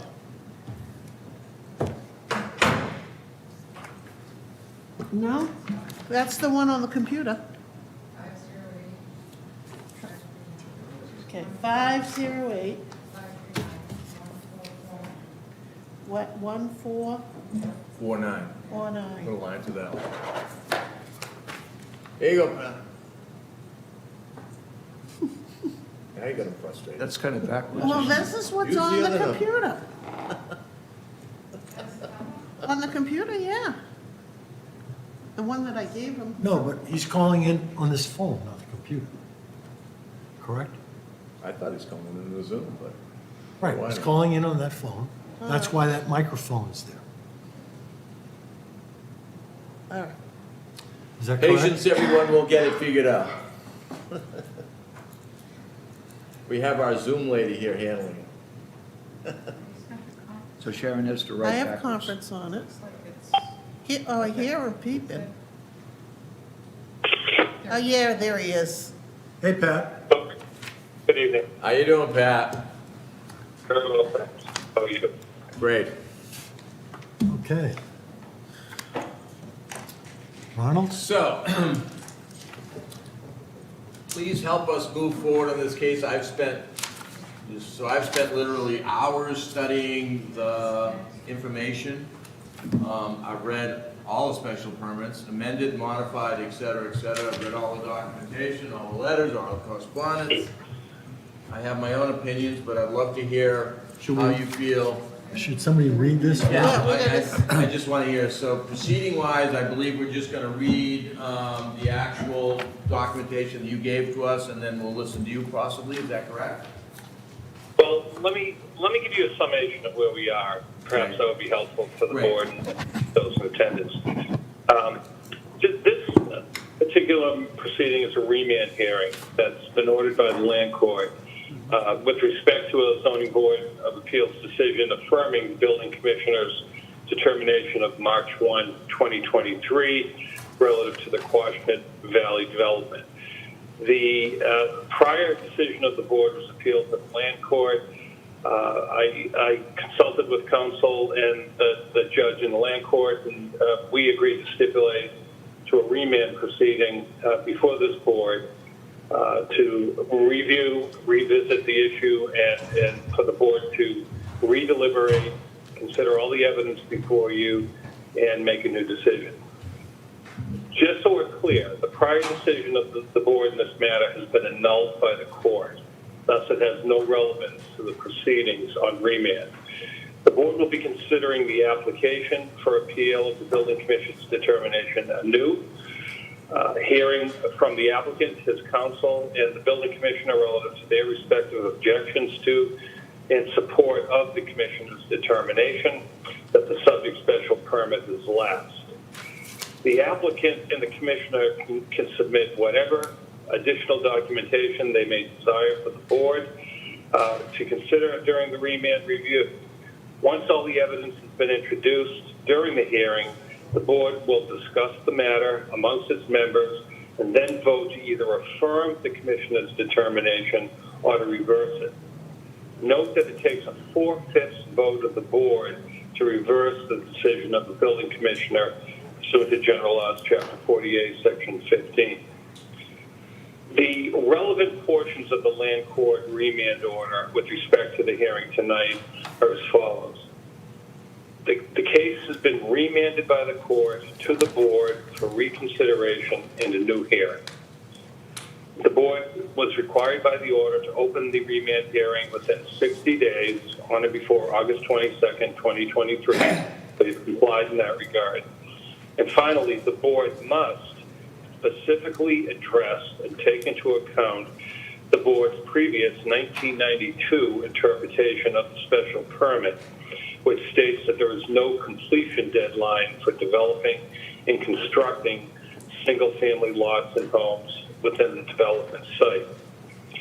The court was particularly interested in the issue as to why the ZBA back in March reversed its position from what had been determined by our predecessor board back in 1992 relative to the ongoing viability of the rights to develop single-family homes under the special permit. A zoning board of appeals follow a decision rendered by one of its predecessor boards on a particular matter, or it may reconsider the prior board's determination and come to a different conclusion. The board is not legally bound to follow the prior board's decision if it believes that decision is legally erroneous or flawed under the doctrine of municipal estoppel. Note, however, that regardless of how the board addresses the building commission's determination on this issue, after the remand hearing, the deliberations and the board's discussions and vote on a decision, the decision you issue must include a full and well-reasoned discussion of the board's rationale for its determination. The previous hearing and decision did not include significant substantive language supporting the board's position that the special permit had lapsed, which is the primary basis for the concerns noted in the court's order. The board is expected to engage in the remand proceedings with an open mind, no preconceived notion as to how it will decide the matter. The court's order and the evidence submitted to the board should be your guide as you proceed tonight. And to follow procedure, we should read into the docket or into the general public the outline of that appeal, et cetera, meaning owner Anthony Carver, Jr., Carver, trustee appealed the building commissioner's decision, and just read that into the record first, as I do in every single one? I don't think you really need to. I mean, I think I just gave the board a summary of where we stand, so I don't think you really need to do that, Mr. Chairman. I think it's pretty much, any written guidance I may have issued to you previously is pretty much summed up in what I just noted, so I don't think there's a need to do that. I think you should open your meeting, proceed in the normal fashion by taking testimony and reviewing the documentary evidence that's been submitted. As you noted at the very outset, this is a somewhat complicated matter because it involves numerous decisions that go back 50 years, quite frankly, and various interpretations of those decisions by predecessor boards over time. As I say, I believe if the board considers all of those prior actions of the board, the building commission's determination and his rationale for arriving at that determination, as well as the materials submitted by the applicant and by other members of the public that will be part of the public record, those particular documents should be noted. Testimony on those particular matters should be entered into the record. Then the board should deliberate and then vote. And I'll be happy to answer any questions on legal matters as you go forward. Okay, so it seems to me, so why don't we just state that we're gonna open up the remand discussion in reference to Anthony J. LaCava Jr. trustee, in reference to the appeal of the building commissioner's decision dated December 30th, December 30, 2022 decision, the owner's proposed development of the 29 single-family homes on property located on 234 Old Barnstable Road, Mashpee, Mass., did not fall within the scope of an existing special permit. As a subject 1980 special permit, Quasha Valley Development had lapsed. Said property located in R5 zoning district, map 59, parcel 5, Mashpee, Mass. That being said, I would like to open it up to questions, why don't I open it up right to, oh, that's right. So that's gonna be its own problem. So, 3 regular members. Charlie. Why don't I go with Bob? We have not used it. Yes. So, you got that? You understand the city? All right, David, why don't you start and tell us, in your own words, frankly, how you feel Yeah, about this, why you made your determination. Yeah, I want to say it's really pretty as simple as I can without getting too convoluted or crazy. The 1980 decision had lapsed. Now, the board back then did not acknowledge that it lapsed, they just modified it and continued to modify it for 40 years. Like I said, like Pat alluded, it's been 50 years, but it had lapsed right at the beginning. So this town, this town right now is a different town. It's been 50 years, so it's changed. The board, the town is in a different position now than it was then. But I want to be clear that this isn't a denial of them to be able to build. They do have enough land to build what I believe is 10 lots by right, and there's nothing that this board could do to either stop that or anybody else that could stop that. They could come in and issue building permits on conforming lots. So, I'm not trying to say that this is not a buildable area. Well understood. That's what I want the board to know. I have a question. You said it lapsed, and you said something about what, 1980? It lapsed in 1990. Okay, so. But the board didn't recognize that as it lapsed, and they modified it. So in 1992, they modified came it. to Then the- they modified it many more times. So you're saying the 1973 permit lapsed? I'm saying the Original 1980 permit did. What was the original permit? I've got the original permit in my hand, it's dated But $1970. they're the same, it was Yeah. modified in that 1980, and then it was not built upon until, it wasn't even brought up till 1992. So in 1992, see if I got this right, they issued a special permit with no end date whatsoever? No. That's the perception, but again, they're doing it So, on a I mean, that's permit. 30 years ago. Right, exactly, and they're doing it on a permit that has already lapsed. They're modifying a permit that should have, it could have been lapsed by this board. Let me help you out, because I've really done a lot of time. So that being said, I see the original permit, Board of Appeals in 1973. That's the original permit, I believe. It's been modified many, many Yeah, times. and then- So and then- what we have now is 29 houses, okay? They want to build 29 houses in a cluster neighborhood. The town is not interested in any more cluster neighborhoods at this time. So if you're gonna build the houses, the path of least resistance is to build 10 conforming houses. They can do that by right without any interference from anyone. But they're choosing to appeal this decision to get that 29 houses. Now, if they get that overturned, I don't think that, I think that I don't feel bad for them. I mean, like I'm saying, the 29 houses, single-family houses, isn't the original proposal. It's been modified many, many times. In my opinion, it has lapsed and the previous boards probably should not have entertained a modification. All right, if I could, let me take 5 minutes. In 1973, there was a permit issued, and in 1980, February, the permit was amended, modified, I believe. To Within include, the 10 years. right, to include the statement that the project shall be phased at least over a 5-year period, but not to exceed more than 10 years. Then I see the applicant goes back to the board to get an opinion. In June 8, 1981, the board voted on June 3rd, 1981, to waive the minimum building requirements contained in the decision. And then, in 1992, the board, and there could be things in between, but 1992, and I look at this as being the major aspect of this, the board found that based on the foregoing, the board interprets paragraph 3, which is what I read to you, which says it's a 10-year cap, to impose no completion deadline with respect to the development or construction of single-family lots or homes.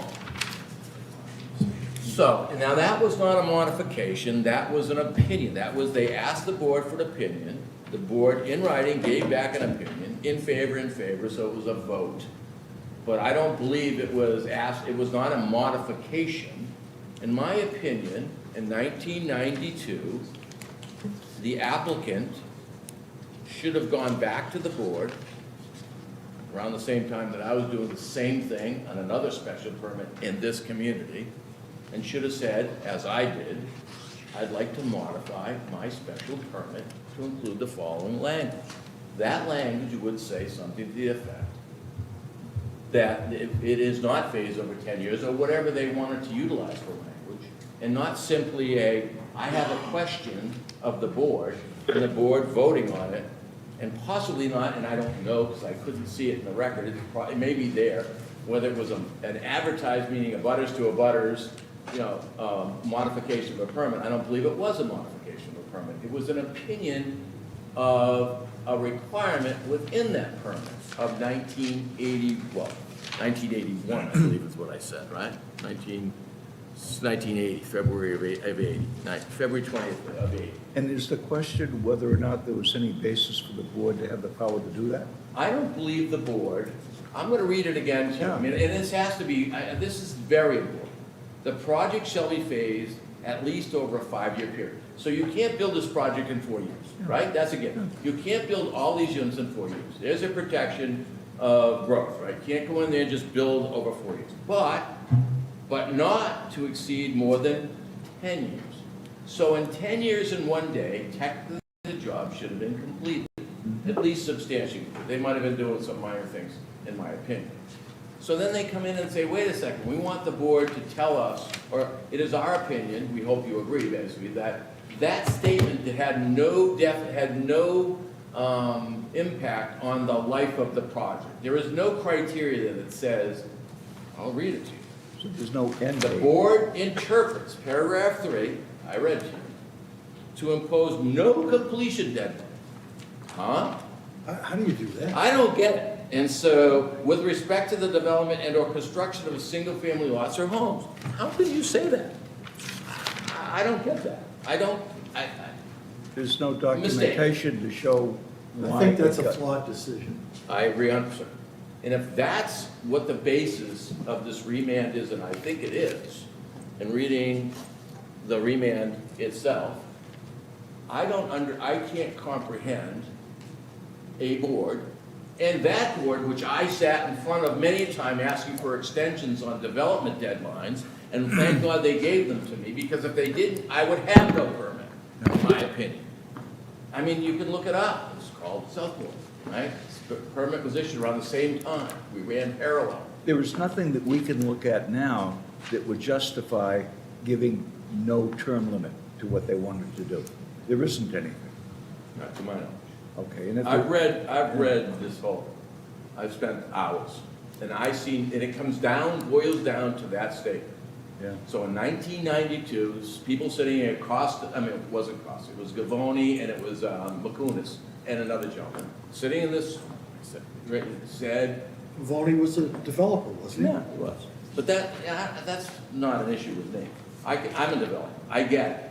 But I can tell you that I don't see how anybody of common sense mind, and those guys were intelligent human beings, they were good for our community, they worked their tails off. But I gotta tell you, I don't see that, I don't see how you can make that decision. Wait a minute. Other projects right around the same time had end dates, didn't they? Yes. How can this not have an end? I had a start date. If I didn't start by it, the permit was no good. I don't get it. I don't either. I don't know why it happened, but I can tell you, I think the whole gist of this whole situation is based on that theory, and I don't believe that that holds water whatsoever. And frankly, I don't see why a board would say that a permit would put no deadlines on a permit whatsoever. I mean, just let it go forever.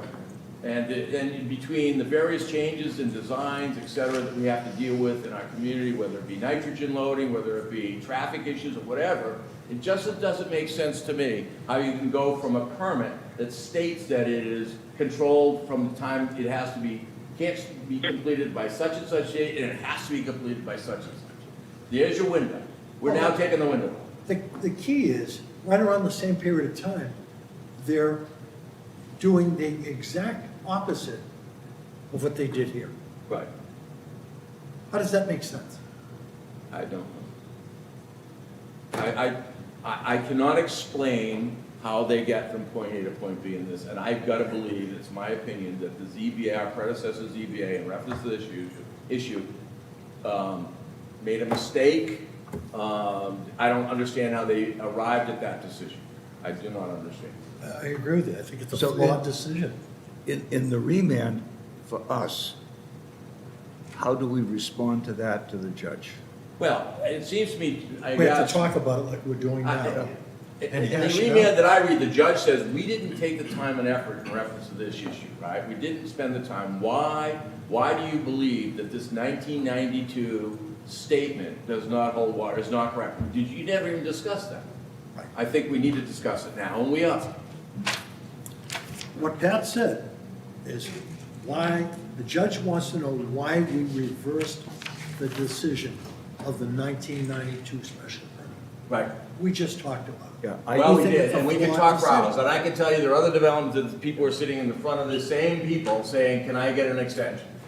We don't have to follow it, So, that decision. But I think or it's, we- I think or it's we can imperative reconsider. to at least our position, expand on the fact why we believe that they made the Our wrong position, decision, yeah. or incorrect decision. No, I it just would said be it. that having reviewed all of the documentation, we find no documentation to support the decision made by the board in 1992, Giving open-ended. given open-ended. Which would remove number three's 10-year requirement of completion.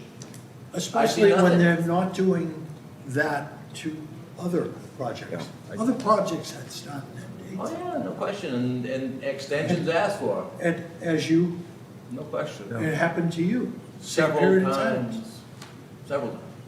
And thankfully that they extended, but if they didn't extend, I would have thought, and my attorney said the same thing, if they don't extend, you have, and it says in the document further down, that if you don't meet this criteria, or one of the documents I read, that the document that the special permit is null and void.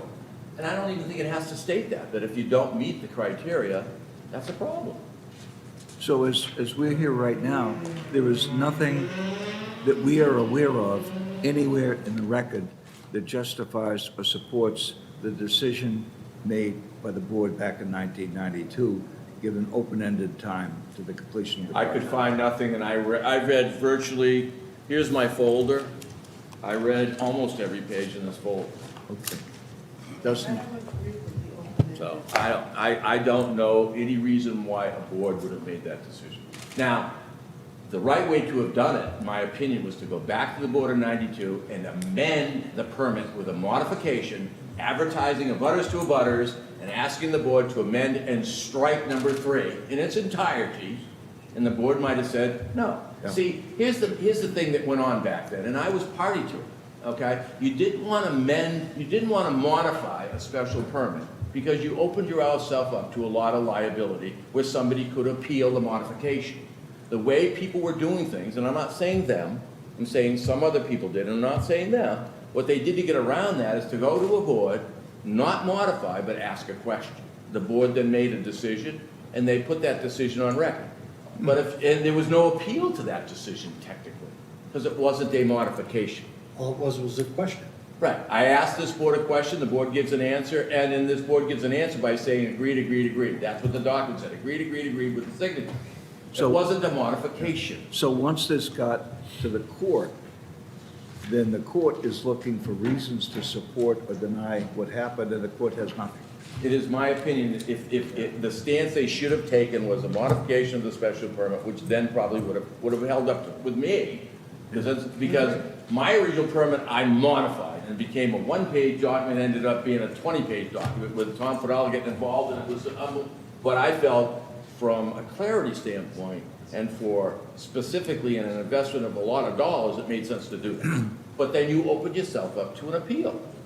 And I'm just saying that, I'm not saying they circumvented that, this is a process that was part of that, right? And so the right way, in my opinion, would have been done, would be to modify the permit and to remove strike number 3, paragraph number 3 in its entirety. And they didn't do it. And in effect, as a result of what we have not been able to find in the record, we support the decision made by the building commissioner. Right. The building commissioner's made his decision based on a couple other theories. Number one is, he said to us that the permit lapsed from 1973 to 80. Is that what you're saying, David? No. No? From 80 to 92. 80 to 92. Yeah. I get it. I understand that too. I get that. There was that, so that was another reason why some people modified permits, because once the time period lapsed, the appeals, you then had a stronger permit, right? Because you then went and modified a permit that if you had a problem with, you modified, you then brought it stronger into play. So that didn't happen. So I'm saying to you that for his reason, which between 80 and 92, or 90 or 92, because of maybe lack of start or whatever, there you could argue possibly that that also defaulted and the permit died. Then you could state that in 92, the fact that the permit, the language was not modified, it was an opinion of a board, okay? That, in my opinion, doesn't hold water. With no justification anywhere. With no justification. So I think there, and I could go on for a little bit more longer in reference to other issues that I see in the documentation and what I see from a special permit standpoint, but I think those are the two biggest I issues. think, what David said and what you said, that makes sense to me. I agree. Yeah, especially if it expired in 90, Yeah. then that second 92 statement should never happen. Well, I think between the two aspects of this, I don't see how it holds up. I don't see how the special permit survives. And frankly, I don't believe a permit should be able to run to that distance anyway. Why? Because look at it. We have AI systems we're asking people to tear and, raise and replace houses, right? This next phase of whatever 30 house, whatever that phase might be, right? Is it gonna have a treatment plant? It's a whole different. It's near the Quashnet River. Yeah. These are the things that this board considers, Board of Health considers, which if the special permit survived today and it was extended indefinitely, you don't ever have a chance as a community to deal with. Yeah. The evolving real world that we live in, whether it be design, whether it be environmental, whatever it might be. But we're certainly not living in 1980. That's No, for we're sure. not. No, we're not. I don't know what else to say in reference to that aspect. Has it been presented to the owner that he's able to build 10 homes? I can only tell you that, I mean, I think. they have counsel, I've got to I think believe. they know that. I think, I just wanted to simply state that to the board. Well, I'm not saying that this is unbuildable lot, and they can do that by right, and they wouldn't even come to this board. Oh, okay, so that's out of the question, they won't accept 10 homes. I don't know. I mean, they have a path of no resistance, and they have a path of resistance. They want the 29, it's gonna, Because as far as you're it's gonna concerned, be arguable. 10 is fine, 10 is like, there's not even a 10, question. they don't have to ask anybody's Are permission. you of the opinion, and I didn't look at it from that aspect, David, it would be 10 Form A lots? 10 conforming lots. So it wouldn't even need subdivision? Maybe it'd be 9 or 10. So it'd be 9 or 10 Form A lots? Yes. Pretty simple And path of and that's done by non-resistance. right. They can go, be the planning board that only hurdle, but I could not issue a permit, I would not send it to the board. They conform, they have every right to do that. Anybody else on the board like to add any input in this? What I'd like to do is go to the audience and have some input. Let's not take all night, but anybody on the board have any input? Any more questions? Oh. No. Okay, why don't we go to the board? 1 second, Chris, I'd just like. Thank you, Mr. Chair, members of the board. Again, Attorney Christopher Corain representing the applicant. Also with me tonight is Attorney Kate Carter. She is the lead attorney on the litigation, so certainly if there's any questions regarding the litigation portion, she's certainly capable of answering and probably jump in on some of the zoning questions that are before this board. I'd just like to focus this board on what we're here for, and that is simply, has the permit lapsed or has it not lapsed? Whether or not they can get 29 lots, 10 lots, 15 lots is not what we're asking for. We are not asking you to approve any lots tonight, okay? So it's irrelevant. I just want to note that they would need approval from the planning board. It would be a cluster subdivision. It'd have to get approval. So it's not relevant, but I just want to make sure there's no as-of-right building because of the size of the lot. It would have to go through the planning board as a cluster I didn't look subdivision. at that aspect. Yeah, as I said, it's not relevant because, as I said, we're just simply asking this board to determine whether or not the special permit is lapsed or it has not lapsed. We're not looking for any other approvals from this board. And I just want to note what the remand order states, a portion of the reader. It says, as for the trustees count 1 brought under Chapter 48, Section 17, it appears the trustee is entitled to some of the relief he seeks, namely that the board's decision upholding the building commissioner's determination that the special permit has lapsed is untenable, unreasonable, whimsical, and capricious and arbitrary for failing to take into account the board's 1992 interpretation of the special permit, which states there is no completion deadline for developing and or constructing single-family lots and homes on the development site. But we just dealt with that. I'm saying to you that should have been that's a very integral part of that special permit. Those dates are integral, and the only way you can change those dates, in my opinion, would be a modification. Well, I think this board is also ignoring the fact that in 2002, there was a modification, and the board reiterated that the permit had not lapsed. So, Okay, and I also want, we also heard from the town attorney, and one of the first things he said is, he wants to hear why the board reversed it. This is a brand new. Right. Here's what So we we're have from our talking- town and that's- council. That's what we just talked about for the last 20 minutes. The board must specifically address and take into account the board's 1992 interpretation of the special permit. It didn't say 2002. This is from our own town council. So Pat Costello said, we need to address the 1992's interpretation of special permit, and why we didn't deal with it, okay, and just pass it over. Right. I spent a lot of time on that 1992. I mean, when you drill right down, it wasn't that much time needed, Sure. but you had to wrap your head around it. right, but if you're taking things in totality, how do you square that with the board again reaffirming that? I don't think you can just ignore that. That it's 2002. I think you can. If we determine, looking at the documentation that's available, that the 1992 decision by the board was invalid, then whatever happened in 2002 that relates back to that invalid opinion by the board is out. And what about the fact that the building commissioner is issuing building permits as recently as this year Okay, under that permit? I have something to say. The last hearing, which we voted to uphold it, didn't happen, according to the judge. He said, come back, it's a remand hearing. It never happened. We're making this decision right now. Correct. Based on the facts talked about tonight. Correct. Not what happened 2 months ago, 3 months ago, who was on it? I'm not asking you to reconsider that decision. I'm talking about the fact that your building commissioner is issuing building permits. It has nothing to do with the last time we were here. Yeah, but we got to deal, Wait a minute, we're talking about this, not other stuff. Well, I think you need to be aware of that. If you're going to say that this special permit is lapsed, it is lapsed to all building permits. Wait a minute, we're talking about this permit. No, Let's that's not the same bring permit. others- let's It's not the same, bring other well, I stuff. think. it's the I same think- permit. I think then the safe thing to do, Chris, if you feel that way, is to appeal that permit that's issued. Right. You have that right.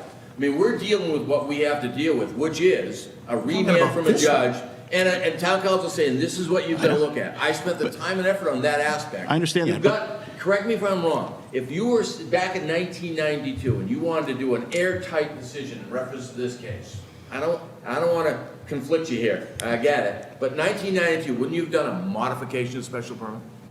I don't know how it was done back then, so. Yeah. I wasn't, I know what you're saying. I was just barely in high school. I wasn't even in Yeah. high school. So, but I want to make something clear. The building permits that are being issued now are under this special permit. So I'm not talking about different special permits. They're all the same one. They're all under the same one. So I think it's I've good. heard that, and I've heard a defense to that, and I don't want to even get into that. I mean, I've heard a defense to that aspect, that issue of it. Right now, we have a remand we have to deal with. We have a judge that's told us we have to do certain things, and we have to take certain things into account. That's a 1992, okay, decision or opinion of this board. Opinion, not a modification, an opinion of this board. And I believe that's the way to state it, right? Never had. I mean, Right. how do you, I mean, I'm looking at this, right? Well, I don't know what you call this. I really don't know. And I don't know how you file. It says, you know, they sign it at the end in favor of Mashpee Board of Appeals. Further based above the development of the laws. I don't get it, because unless this was a modification, but I don't see it as a modification. I don't see it as an, Doesn't say modification, No. does it? no. So It's they'll- the request of the applicant for an interpretation, so you did not, they did not, not you, they did not in 1992 amend or alter the 19, or this here, which is what, the 1980 decision, which refers, what I referred to, paragraph number 3, which contains the language about minimum and maximum dates. They did not amend that. What they did was they went to this board and said, we'd like your interpretation. Would like your interpretation that 2 and 2 doesn't add up to 4. Okay, it adds up to 3. That's what they did. Well, they made an interpretation Well, how that the can- multifamily did expire, but the single family did not No, the expire. interpretation was, we want you to, in reference to, but not to exceed more than 10 years, the interpretation is, that doesn't exist. As to the single family lots. As to, it doesn't matter to me, just strike that. I mean, I get it, as to the string, you are correct, that's what the interpretation Right. said. But my opinion is, that's an interpretation that this board, you heard, is not willing to go along with. They're saying, and I'm not speaking for them, but I guess I am, that interpretation was incorrect, because the language clearly states, not to exceed 10 years. 2 and 2 is 4. And the interpretation shouldn't have been, oh, no, it's 3. And the board's saying, no, we're not buying that. Am I correct in saying this? I agree. Yeah, and so, all these other aspects that you're stating about other permits, it doesn't matter. We're here for remand, and we've got to deal with a remand, and a judge has told us we better deal with a remand, and we're dealing with it. I'm willing to listen to any other aspects or any other arguments or input that you want to give to me and this board to maybe sway that opinion, but I'm not hurting. Well, again, it's, I know you don't want to deal with the 2002 issue, but again, that board reiterated the same thing, that it had not lapsed. But that board was wrong also, because you know what, it lapsed in 92, because you know what, in 1992, they shouldn't have a right to that. Lapsed at 90. Yeah, 90, it's in 80, actually. Well, somewhere, exactly, 10 years after, yeah. Yeah, so in 1990, that permit lapsed, because 80, it was redone, so 1990, that permit, because they didn't come in and say, would like to ask for an extension, advertise it, ask for an extension, put it on the, they didn't do that. They asked for an interpretation. In 92, 2 years after it actually lapsed already. The No. board should have said, sorry, you're beyond your 10 years, right? you're beyond your 10 years, so we can't find any of this. We can't interpret it as not, not in existence because your permit's not good at this point anyway. Well, that's not what they did. They said it was good. Yeah, I that's- agree. I think it's a And- failed decision. And it's a bad decision. That's For why two I'm reasons. Number against one, it. they should have said between, you got the permit in 80, so in 1990, the permit lapsed. Okay, because you had 10 years to finish. You didn't finish yet, so it lapsed. And now you're asking us to do an interpretation in 92 that says that paragraph 3 didn't exist. They should have said, first of all, you're beyond the 10 years, so more than exists, you don't have a permit. And number three, at minimum, they should have said, you know what? The language is pretty clear, and if you want to try and modify it, file for a modification, bring it to this board, and we'll hear it. But actually, they couldn't do that in 92 because it had already lapsed. And they didn't do it. Yeah. But they did it in 2002. And I know you don't want to hear it, and you may be saying it's too late, but the board, there was a modification. The plan was You know what, changed. maybe that's another remand, I don't know, maybe we'll deal with that at a later date. I can tell you that, it's my opinion that it lapsed in 90, and it certainly lapsed in 92, but that lapsed in 90 because the 10 years have already gone by in 90.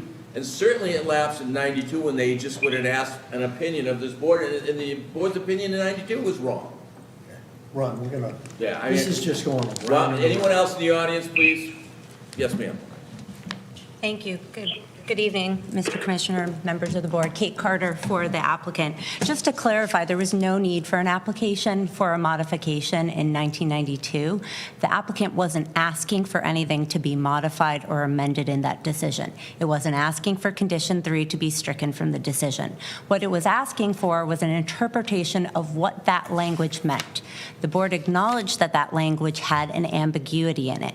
Whether or not the limitation on completion, the 10-year limitation, applied to both components of the project, the multifamily units and the single-family units, or just to one component of the project, the multifamily units. There was nothing to be amended. It was simply an interpretation of existing language. That condition continued after 1992.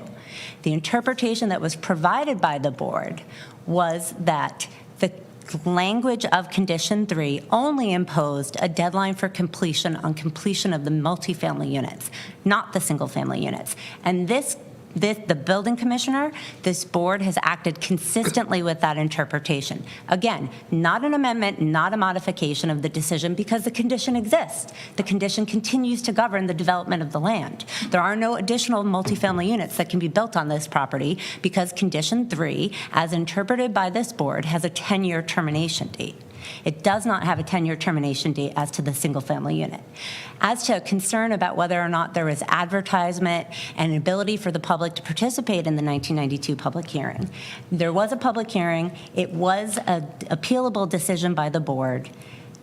There's nothing to have prevented someone from asserting and suggesting that, or there was no strategy here for the applicant to have insulated itself from appeal as a result of that interpretation.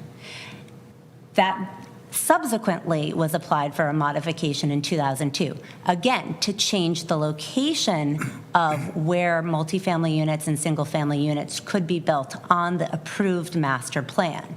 That required both going back to the planning board and coming here again to the ZBA for an interpretation that that special permit continued to exist. So if I may. Yes. So you're saying that the decision of February 20th, 1980 was in reference to single-family only? No, I'm not. I'm not saying that. All right, so then the heart of it, which is paragraph number 3, is in reference to single and multi, is that correct? That is correct. Okay, so the heart of it, number 3, is in reference to single and multi, both. 1990 would have then stated whatever isn't completed, single or multi, is gone. What I'm saying is... No. I'm not correct? No, because I'm not following what you're saying. All What right, I'm so saying... 1980, Yep. they modified a permit, okay? Correct. And paragraph 3 was inserted in 1980. Correct. That language stated for multis and singles, Multis and singles, you just said, no multis and singles. The language included a reference to both multis and singles, Right. correct? So the multis and singles had to be completed in 10 years. No, that is Well- not what I'm saying. I'm saying that that is the we can read it. Why don't we read it so that there's no confusion about what it says? Yeah, I've read it, paragraph number 4. We'll read it again. It states that condition 3, so 1980 comes in to modify the Yeah. special permit in 1973. Yeah. There were a variety of reasons for that modification, including the change in the makeup between multifamily units and single-family units. In addition, the board granted and the deadline, the permit was extended. In addition to that, the board then chose to impose 10 different conditions, one of which is condition 3, that states the project should be phased at least over a 5-year period, but not to exceed more than 10 years. So it Period. says, Period. right. Yep. The project. There's no reference to 10 years as it Yeah. relates to any particular Exactly, component. so that's multis and singles. Correct. Right. And so subsequently, the applicant came before this board and said, hey, there's an ambiguity. We don't understand. What's Does the this- ambiguity? The ambiguity is to which aspect of the project does that apply? It's the whole project, you just said multis and singles. But I said the project, I didn't say multis and The singles. project is multis and singles. Yes, the project is comprised. So the the special permit and the project is multis and singles, but you're saying that this paragraph number 3, first sentence does not apply to the multis and singles. What I'm saying is, the applicant came back and asked whether or not there was an ambiguity. The board acknowledged that And the board should condition, have said, there's no ambiguity, you got 10 years to finish them both. But they didn't. but they so they made didn't, a right. mistake. There was no, Stop the discussion. I think we have to hear it. I don't know. Please continue. well, as I was saying, there was no modification necessary. The language was ambiguous. The board acknowledged it was ambiguous and it provided an interpretation of an existing permit that hadn't been changed, and identified what there was in terms of a termination deadline for a component of the project, the multi-only, and stated that it's never been the policy for this board to impose a deadline for the completion of single families, and has acted consistently since that and reliance on its own interpretation, both in the 2002 modification and decision that was provided, and then subsequently in the issuance of building permits under the same special permit today. I think that, I understand, Mr. Chairman, that you don't believe that the application or granting of building permits on the same special permit that were here before is relevant, but I think that from an It's equitable. not relevant in the remand. It is. Again. I see the- nothing from our town council that tells us that we have to spend the time and effort on that. But So can I Certainly. respond to that? if you can just cut it as short as you could, then, please.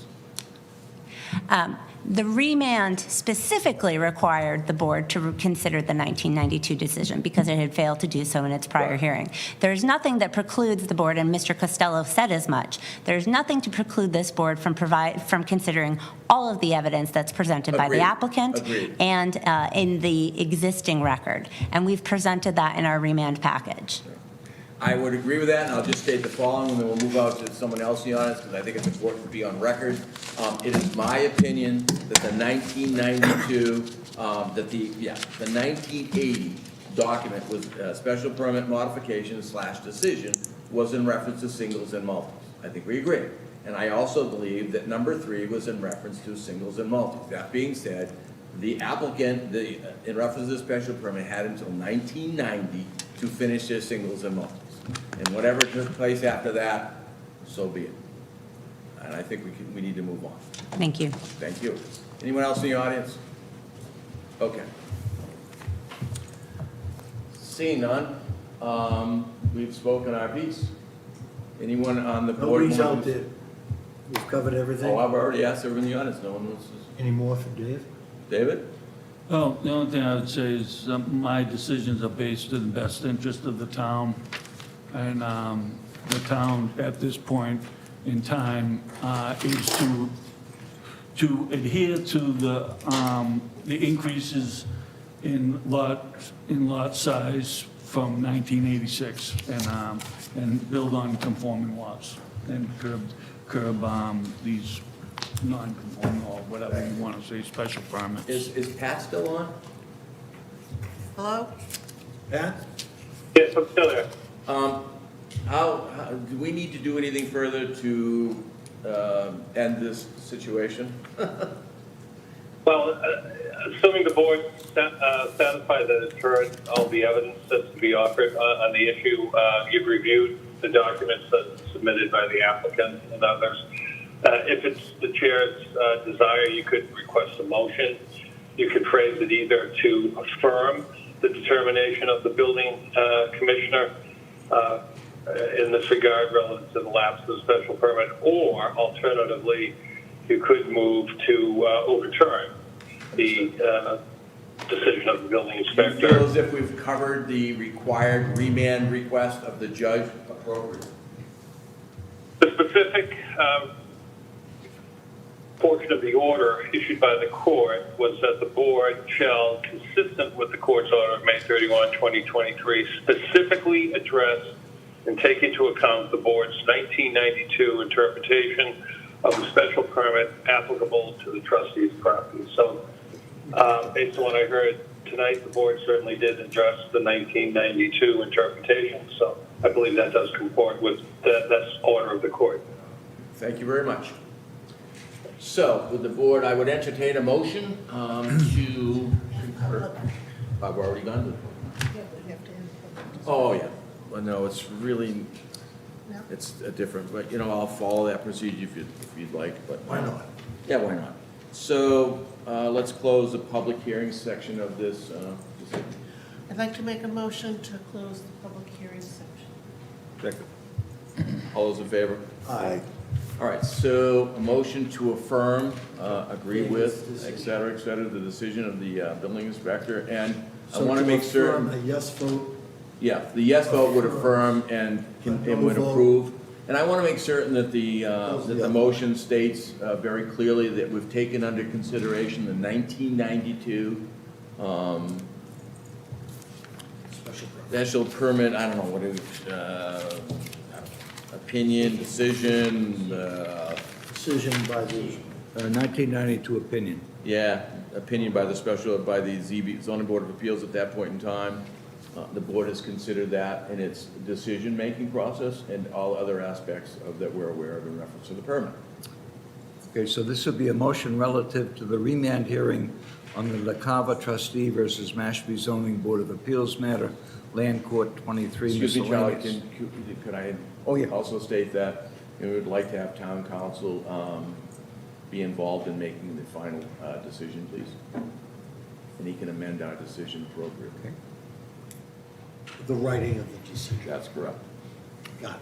Okay, relative to the general laws, chapter 40A, sections 8 and 15, owner Anthony J. LaCava Jr. trustee. Motion is for the board to approve the building commissioner's December 30, 2022 decision that the owner's proposed development of the 29 single-family homes on property located at 234 Old Barnstable Road in Mashpee did not fall within the scope of an existing special permit, as the subject 1980 special permit, Washington Valley Development, had lapsed. Said property is located in the R5 zoning district, map 59, parcel 5, Mashpee, Mass. Based upon the discussion had this evening, prior to this motion being presented for vote, the information supplied and received from town council relative to our obligations, relative to the remand of this matter, and subject to town council reviewing and correcting and modifying as needed the decision made by the board tonight. Does that cover everything? Fine. Second. Let's do a roll call. Right, yeah, I was going to do that. Okay, roll call vote. So Sharon seconds, right? Yes, so, Charlie, yeah, Brad, Bob, sorry, Bob. So I just want to understand, a yes vote is a Yes denial? vote, you're, Is a denial? Is it, Is affirming David's, yes, yes? I vote yes. okay, Charlie Reddy, yes. yes. Yes. yes. Right. Thanks, guys. Do we have anything to sign on this one? I think. Is it okay to hang up the pad or? We have other business. Yes. Yeah. Yes, we do. Good night. Night, Pat, thank you. Good night, Pat. There you go.